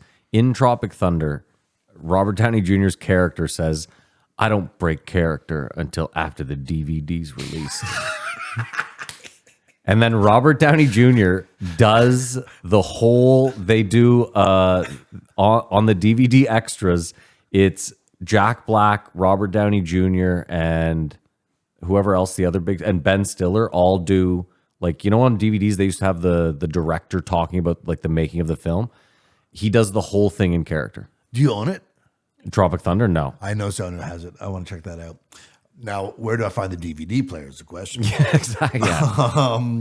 Jim goes on about how he hates acting. It's not my thing. And then they're talking about Lucky Louie. Oh, the greatest thing I've ever done. And it was such a comedian thing to like in mid sentence contradict yourself what you're saying. But it's just they're so sensitive. I love Jim for the. Oh, Why would I go up in their house and grind my feet up all on their couch? Now, what's the sense in that? Sidebar. Yeah, I remember grinding my feet up on a couch. He was roommates with Jim Florentine, who I think is my favorite comedian. And It's the first time I've ever heard that. no, it's not. Yeah. Okay. Is that the first time you've ever heard that, Matt? Feels like a first. He was on, you know what, dude, with my good friend Bobby Kelly. I have a picture with him, just like what I met. Who are Drake. you talking about here? Bobby Florentine? Kelly and Florentine. He was on, and he was talking about Jim Norton, and he said we had a policy with Jim: no prostitutes in the house. And he was like, so Jim would pull up in his car and put up those sunglasses, you know, so your car doesn't overheat. That's fucking. And get his rocks off in there. That's That's incredible. Hilarious. Professional critics, that's ridiculous, eh? I could understand their need before social media. No, I think their need after social media is way more important. Say that again. The Critics of online movies critic. and shit. Yeah, because right now you'll just settle for any Yahoo who has a channel that looks semi-good and you'll take his opinion. At least before, these people, this was their job. This is like what they did. They weren't just fucking bunch of kids in their basement watching DVDs and telling you what they think about them. But Jim was saying it was one review that affected Louis' show. Well, I'm not saying that some of those guys weren't dickheads. I'm just saying that when you dedicate your whole life to something, you probably learn to do it pretty well. Well, you should be stupid if you dedicate your life to being a critic of others. And that's your greatness. like us? Well, no. What I'm saying here is everyone is now a critic. Well, everyone always was. No, but someone was a critique for a newspaper or whatever. Apparently they're like restaurant critics. Okay, but let me ask you a question. Like, Now remember, you have Yelp. Now you have everything. You don't need individuals. you used to go to the movie store. This is like a really fucking ridiculous comparison, but like you used to go to the movie store and it would be staff picks. Okay. Well, no, what I'm saying is like, I didn't think the people who worked at the movie store were more. it doesn't matter. The point, Simon, is you might find Yeah, you one do. guy on YouTube who gives you reviews where you're like, man, every movie this guy picks is a banger. And then moving forward, you kind of listen. And now maybe not everyone, he might miss here and there, but you can go, oh man, I go to this guy for my movie picks because he knows what's up. I'm just saying there's so many options out there now that you could find someone with like. Well, so what is the difference between that and Siskel and Ebert? Just that they've made a living out of it, and this guy has also made a living out of it. I know. I'm saying there's no difference. Yeah. Okay, so No, I'm then glad we you agree. asked. I'm glad you asked. Oh, here we The go. difference is those guys have a boss. Someone's paying their salary. Oh, they could be bought off. Yeah, like, oh, this movie was great. Yeah. That's the I mean, listen, hold on, Potential stop. problem. That's bullshit. It's more likely to happen online. I was gonna say, like, A look movie at studio? Look at Zin Pay- Kamar. yeah. Okay. Dude, look at how easily we could be bought off. You're a perfect example, dude. You could be bought off for not that much. You're saying bought off like it's a bad thing. I'm just saying that the critique may not be like, I don't know. You may be. I think you're getting down on these people for no reason. You're defending fucking critics, and I think you're ridiculous. Sorry. Sorry. Critics are pieces of shit. What do we do here? Oh, that's why you guys are getting defensive? No, No, I'm not that's even being why defensive, but I like am. this I don't is all we do consider here. us critics. I don't consider critics either, yeah. Yeah, we're. Super fans. I mean, I wouldn't go that far. Sycophants. He checks the weather before he flies. Yeah. Like how to make life worse for yourself. You do the weather every day. No, I quit. Because he's not flying. I quit. You I quit the again? weather. Yeah. Well, and with a day like this, It's such a relief. Well, it wouldn't have happened anyways today, but I'm so happy about it. Comics jabbing each other. The Laurie story was quite weird. oh wait, sorry. Just before we go on, you don't have to do the weather anymore because now you can just post all your Chat GPT pictures. Yeah, no, I don't know. I am the weather. I reached burnout. The lawyer story. He had a lawyer that was trying to take him down because, Yeah, that was crazy. like I'm saying to Simon, That was insane. That guy for sure was going to kill him. Yeah. but then they ended up killing the judge's kid. Thank God. It's just But Truth wanted is strange wanted fiction. him to go to South America to have a duel. Yeah. Yeah. Like he really wanted Lunacy. that. This guy. Lunacy. That is so weird, like being so close to being murdered. And it's almost like he didn't even understand how close he was to being murdered. But you think the only person who would suggest this would be like a homeless guy with no shoes? Yeah. Like no rational person who could hold down a job. He's a lawyer. Well, Past the bar. possession. Apparently he had stage 4 cancer, so he knew he was going to die. So maybe he wasn't rational at all, you know? Maybe he had totally lost it. But judging from the fact that he wanted to fight and sue Yeah. Norton many years prior, Yeah. he was probably deranged to begin with. Deranged. One of the reasons why I Deranged, know the yeah. comedy scene here is unhealthy is they were talking about how comics are mean to each other, or people perceive it as being mean. In the scene, everyone's so polite to each other. Which scene? In my Ottawa scene, everyone is so fucking polite. Well, you Well, guys Ottawa. aren't friends, though. Like, I think it would be different if you were hanging out with your friends all the time. Like, what do we do? We're constantly Yeah, just there's one guy for sure I insulting know. each other and I making always shit fun on of each other. Like when someone shits on me, I'm always flattered, but it rarely happens. I don't think that's true. I They think you get offended. they talk. No. You don't get offended? No. You're thinking about me if you're insulting me. Interesting. They talked about, the evolution of radio to podcasting. And there was just this weird perfect timings where Joe was like, yeah, what happened to Bob and Dom? It's like, oh, he died. But it was just perfect. One of What them happened to the died. guy? He's dead. So how much do you care about this guy that you didn't even know he passed away? It's crazy how smutty Howard Stern was. Yeah. Compared to who he is now. I believe I was offended by Howard Stern when I was young. No My way. little adolescent brain was like, this There's is no too way. much.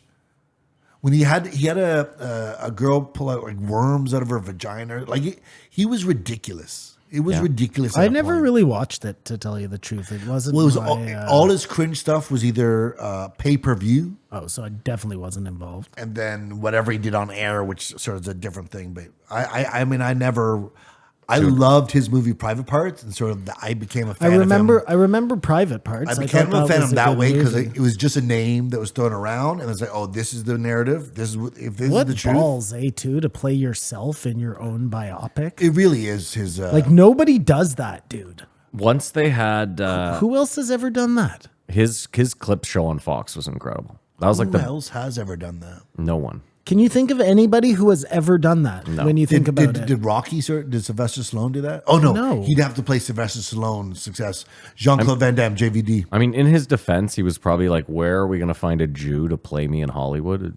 It's tough. No, in his defense, he's an egomaniac, and he well, was it like, would have had to been a really tall Jew, and Yeah, that would have that's been a true, hard yeah. find. Ari Shafir. I'm doing me. No, this is crazy. Think about Jean-Claude what a Van Damme. fucking egomaniac this guy That wasn't a is. biopic. Yeah, what? It was a Private Parts was a No, biopic. No, J- JCVD was Oh, not. no, when he no. plays himself. not a in- biopic. No. It I'm sort of talking, is. but Private Parts was a biopic. Yes, It was a movie yes, about the yes. story of Howard Stern, yes. played by Howard Stern. Yeah. This is insane. We should do 2 movie games today. This is the better movie. Sure, game. we'll do that I one. didn't even think about it. Come on. It's the JREE movie game. We don't need a second fucking thing. Thank Let's you, just do though, it. Tyler. Yeah, no, shout outs to Tyler always. I'm not trying to be a dick. but- Wow, you just gave me blue balls there, dude. No, I just what are we gonna do? A 9-hour podcast on this shit week? Give me a fucking No, break. I just hate songs getting cut off.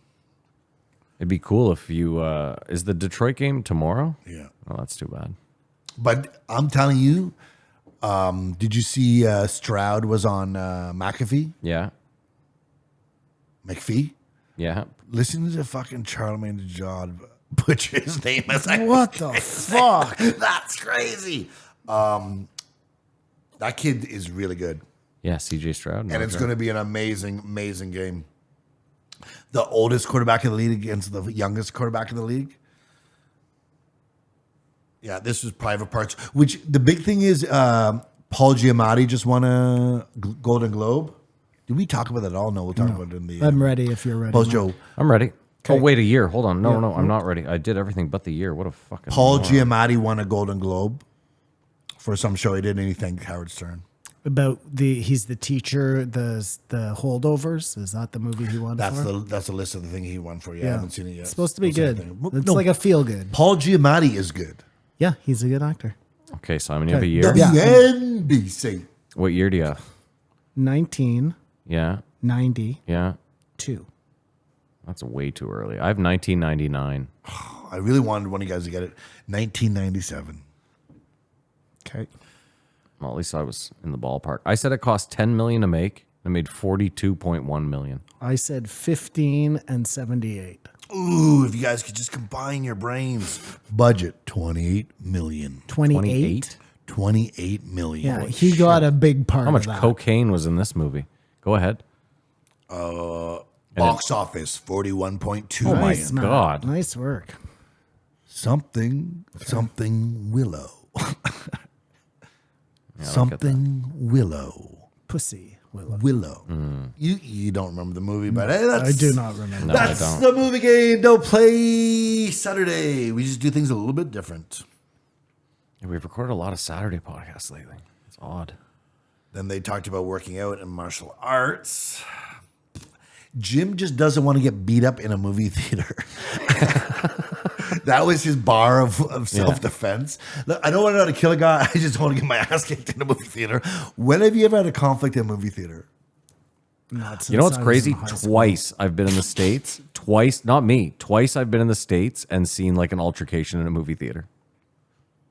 But now you weren't involved in it. No. But after we're like, I gotta learn some skills. You never know that shit will pop off at a movie theater. And I think that's so interesting. I gotta say this though. If someone had threatened me to a South American duel and then killed someone, immediately I'm getting in shape. I'm buying a gun. I'm buying another gun. I'm buying a bigger gun. I'm getting in shape. I'm buying 3 more guns. There's no part of you that's like, I'm just going to stop making fun of people on the radio. Nope, gonna double down on that. If you're allowed to have a gun. Yeah. Oh, it was weird. Joe describing Howard Stern, because I guess Howard Stern has built a studio in his house, and I just stays at home. And Joe sort of is that realm of Yeah. blocking himself from the rest of the world. I think because he goes to the mothership, he's still amongst other people. It really bothers me how many rich and famous people have an absolute dog shit setup. Like I watch a lot of like ESPN shows, like even McAfee. Like, dude, get AJ Hawk. Like, there's no way you can't get AJ Hawk in there in high definition. Like, he's on the shittiest fucking webcam. His internet's constantly going out. Like, I always thought that was like part of the shtick. Yeah, that's what I'm saying. That's a style thing. Because look at the building they built for that thing. They could do no, they whatever bought they they bought a cathedral. Well, okay, some of it existed, but look what they've created Yeah. for that. So I think that's a style, and as well as, I mean, maybe that's, again, you said that maybe the easier way. You Well, can the do whole something AI. podcast thing, like, just think about it. These guys like Logan Paul making like millions of dollars, and their setup is like this piece of shit. You're not like having to make a movie or something. You know what I mean? You're literally slapping your name on a wall. Well, I think anything on YouTube benefits from having some DIY. it shouldn't be too perfect. No, on YouTube that's fine, but I'm saying like if you're doing ESPN and you have one of your fucking analysts like phoning in, they've got shit light behind them and they're on a webcam, like it's I thought that was because that's how it started. They were keeping on doing it like that. like Aaron Rodgers is calling in on his iPhone. Not anymore. Yeah. I would argue that if it works out for Disney, besides that one guy is trying to tank it with the numbers, and they renew it, they might say, "Look, let's really do this well," and they'll have people who suggest stuff to the. But that would just ruin it, wouldn't it? Then it just makes it at like in every other ESPN fucking broadcast. It's interesting how Joe's new I thought they were studio- trying to keep it like that roughness. Sorry, that was my impression of the whole thing. When Joe changed his studio, I feel that could have run him into the That ground. ruined it. Yeah. It could have, like, he had to. That's the only time he's like, "Oh, I do care about this podcast and what I do." I don't know when I did it, but I did as the post show on the Patreon exclusively. I talked about the MRI machines, and they talked about it. So I was trying to see if that would be a way to timestamp. We spoke about it because they had spoken about it. No. Yes. What was the The MRI, MRI machines? machine was this week. I did 2 post shows ago. And two weeks ago, Joe spoke about the guy getting shot in the MRI machine. No, it was Yes. part of the post show. I found it the news. Yeah, I don't think Joe talked about it. You're having a did he? Mandela effect. You heard Somebody it from me. brought their gun in was me. and it got stuck. I can show in the post show notes. But I don't know. Who cares? It was me. I felt a little bit out. Now Are you taking credit for finding a news story? It was me. It's the same thing as playing someone a song. There's not much to it, but it is there. Then we started talking about UFOs. Jim seeking. Have you seen the new jellyfish? Yeah. Have you seen the 79 NFL game? No. See, that's the most compelling one because You made it sound like there was one single game played in '79 in the NFL it was season. it was either a Monday night game or a Thursday game, and they come They back from see an commercial. Go, alien? what is going on here? And there's these 2 things that can't be drones. Again, they could be something that we didn't know about, but Sure. it's just one of the camera guys happened to film it, and they're like, "We don't even know how to explain this," and then the other guy goes, "And I can't explain this game. You know, defense is all over the place," and they just sort of went back to it. But it's because it's 79. I'm surprised you never heard of it. But Joe, It's interesting, Kamar. Do you think right now, if like something appeared over a baseball game, like let's say the Dodgers are playing? I'd be more inclined to think it's a special effect or some technology or something. No, my question was going to be more like, do you think that they even show it on the broadcast? Like if, like let's say one cameraman pans up and is like, there's something in the sky, and he's telling the room. Well, no, you can tell a guy's filming something, like he must be, what is this? And they're like, what is that? And then they switch cameras, like it was sort of a live broadcast. I understand. What I'm saying is they still have live broadcasts. What I'm asking you is, do you think right now the guy in the fucking van would be like, show the thing in the sky? Or do you think you'd see it the next day on the internet? I would say it this way. Say the guy, give me a pan of the north nosebleeds, which you happen to catch part of the sky. Like we just want to show people on TV what this part of the stadium where they're all yelling, there's a bird up there that keeps cheering, and you happen to see something in the back of the sky. It would have he wouldn't have known it was there till it was too late. Sure, but okay, sure. You're trying to say that this was added? No, what I'm trying to say is in this day and age, do you think that like it feels like in the 70s, like there wasn't like it would be like, oh, there's something in the sky. Whereas now I feel like that you would see it on YouTube the next day as like, you know, someone would be like, this was seen over the baseball diamond. They didn't air it on the whatever. Did you Who just gives a watch shit? it? I don't even care. You have to listen with the audio because it's just I don't even know what it just seems they just happen to be. But yeah, it's possible. The jellyfish is odd. It's like it doesn't really look like a jellyfish. So then you wonder if it's not. Like let's say it isn't like a Have you heard about this? No. here. It's a jellyfish over I'll a base in pull it Iraq. up. I'll pull up the image for you, Matt, so you know what we're talking about. Again, it's always this, infrared or whatever. It's never like an HD camera filming this stuff, which maybe it's because they couldn't detect it. I don't know. So that's the image. You can hardly tell what it is. It's supposed to be a jellyfish because the thing's hanging down from the bottom. Yeah. So let's just pretend that that it's not a nope type UFO that actually has jellyfish things. Yeah. That is a weird fucking shape for a UFO to be. Like, why would it be this long? Well, yeah, but your brain wants to see something of uniform.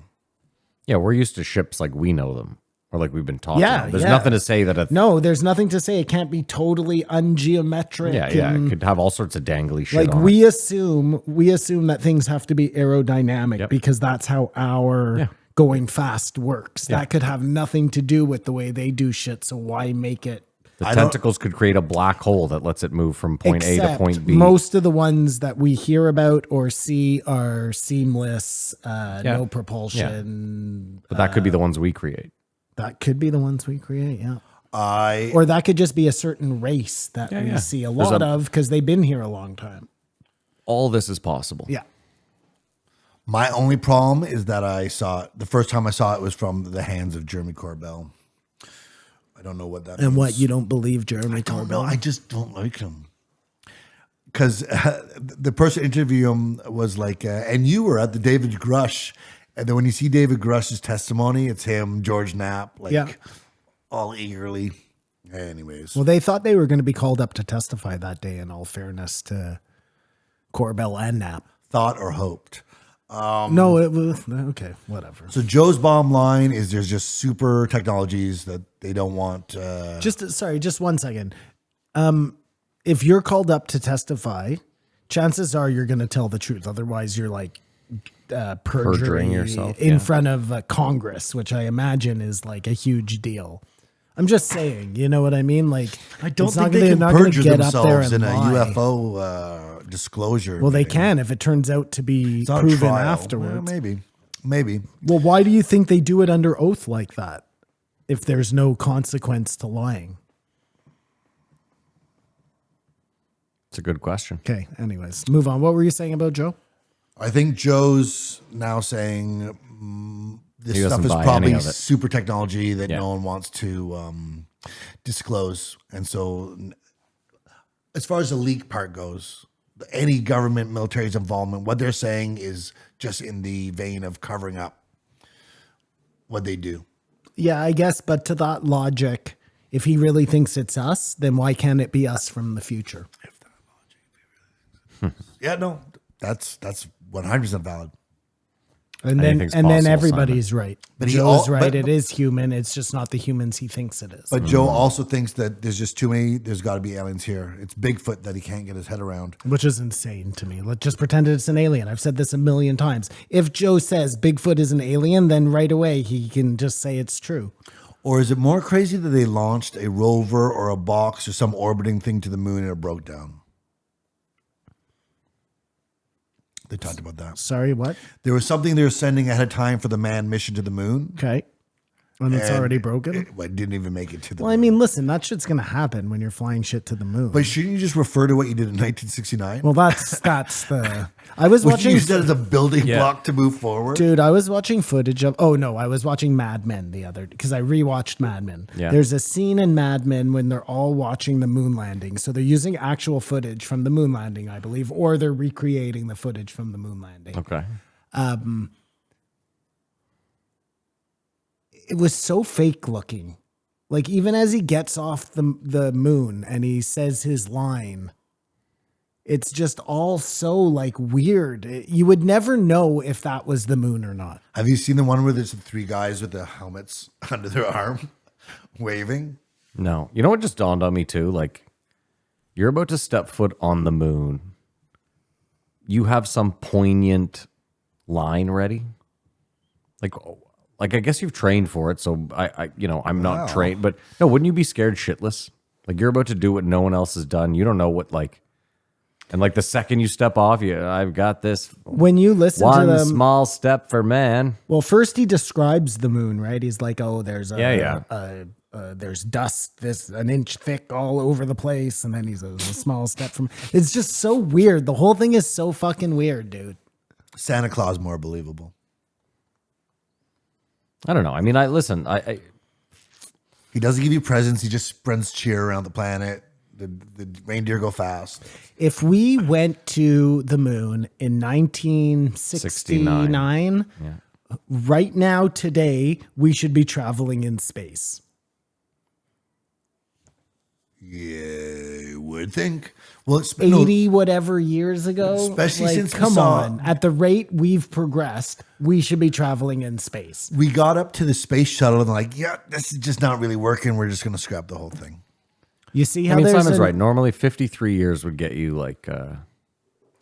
We should all be going to the moon. There should be condominiums up there. Furthermore, for a society that like celebrates stuff and never forget and remembers things, that should be a holiday or this should be a world holiday. Humankind Yeah. got to the moon. 100%. Dude, In any other situation we exist, this would be the we have never done anything bigger than that. Ever.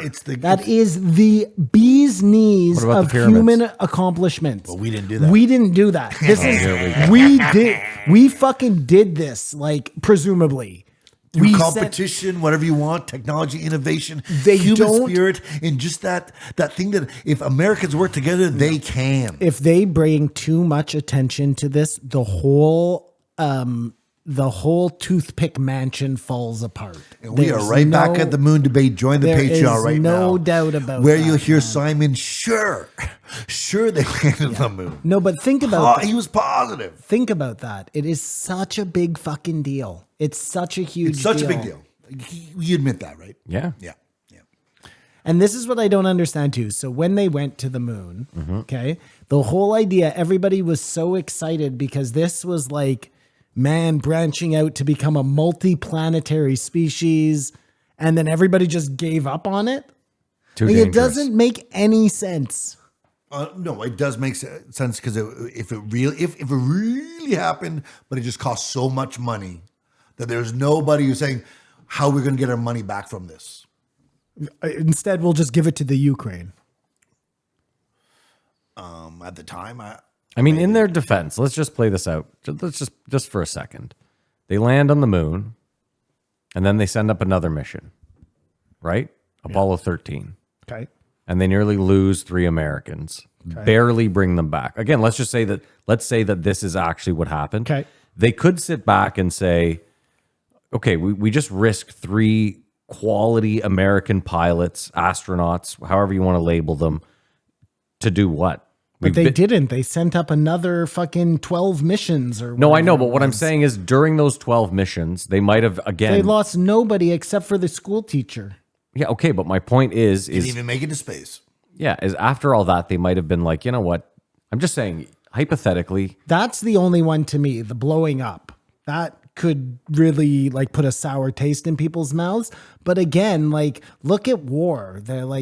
Your humans are willing to sacrifice humans for the better good. just hear me out, Simon. How many rich people do you think are going to pay to take submarines down? So many. Really? Not now. What do you mean to the Titanic? Not now. This is my point is I have a feeling that industry for the next like 15 years, 10 years is going to take a real beating because of that one tragedy. And all I'm saying is that's all it takes sometimes for us to sit back and be like, like if there was a mineral up there that was worth a ton of money. There was no ROI at the time. This for is the what I'm thing. saying. That's but they didn't go. If right now So it doesn't they even matter. Okay, but if right now they brought back some dust and they were like, we can power the world off this handful of dust, we would be going up there Willing fucking away. daily. And someone would be mining it and selling it, and there'd be people up there working 24/7 and coming back every week. And I'm telling you, it's all about But money. for some reason now they've decided, oh, it is worthwhile to go up there. Because there are those things on there.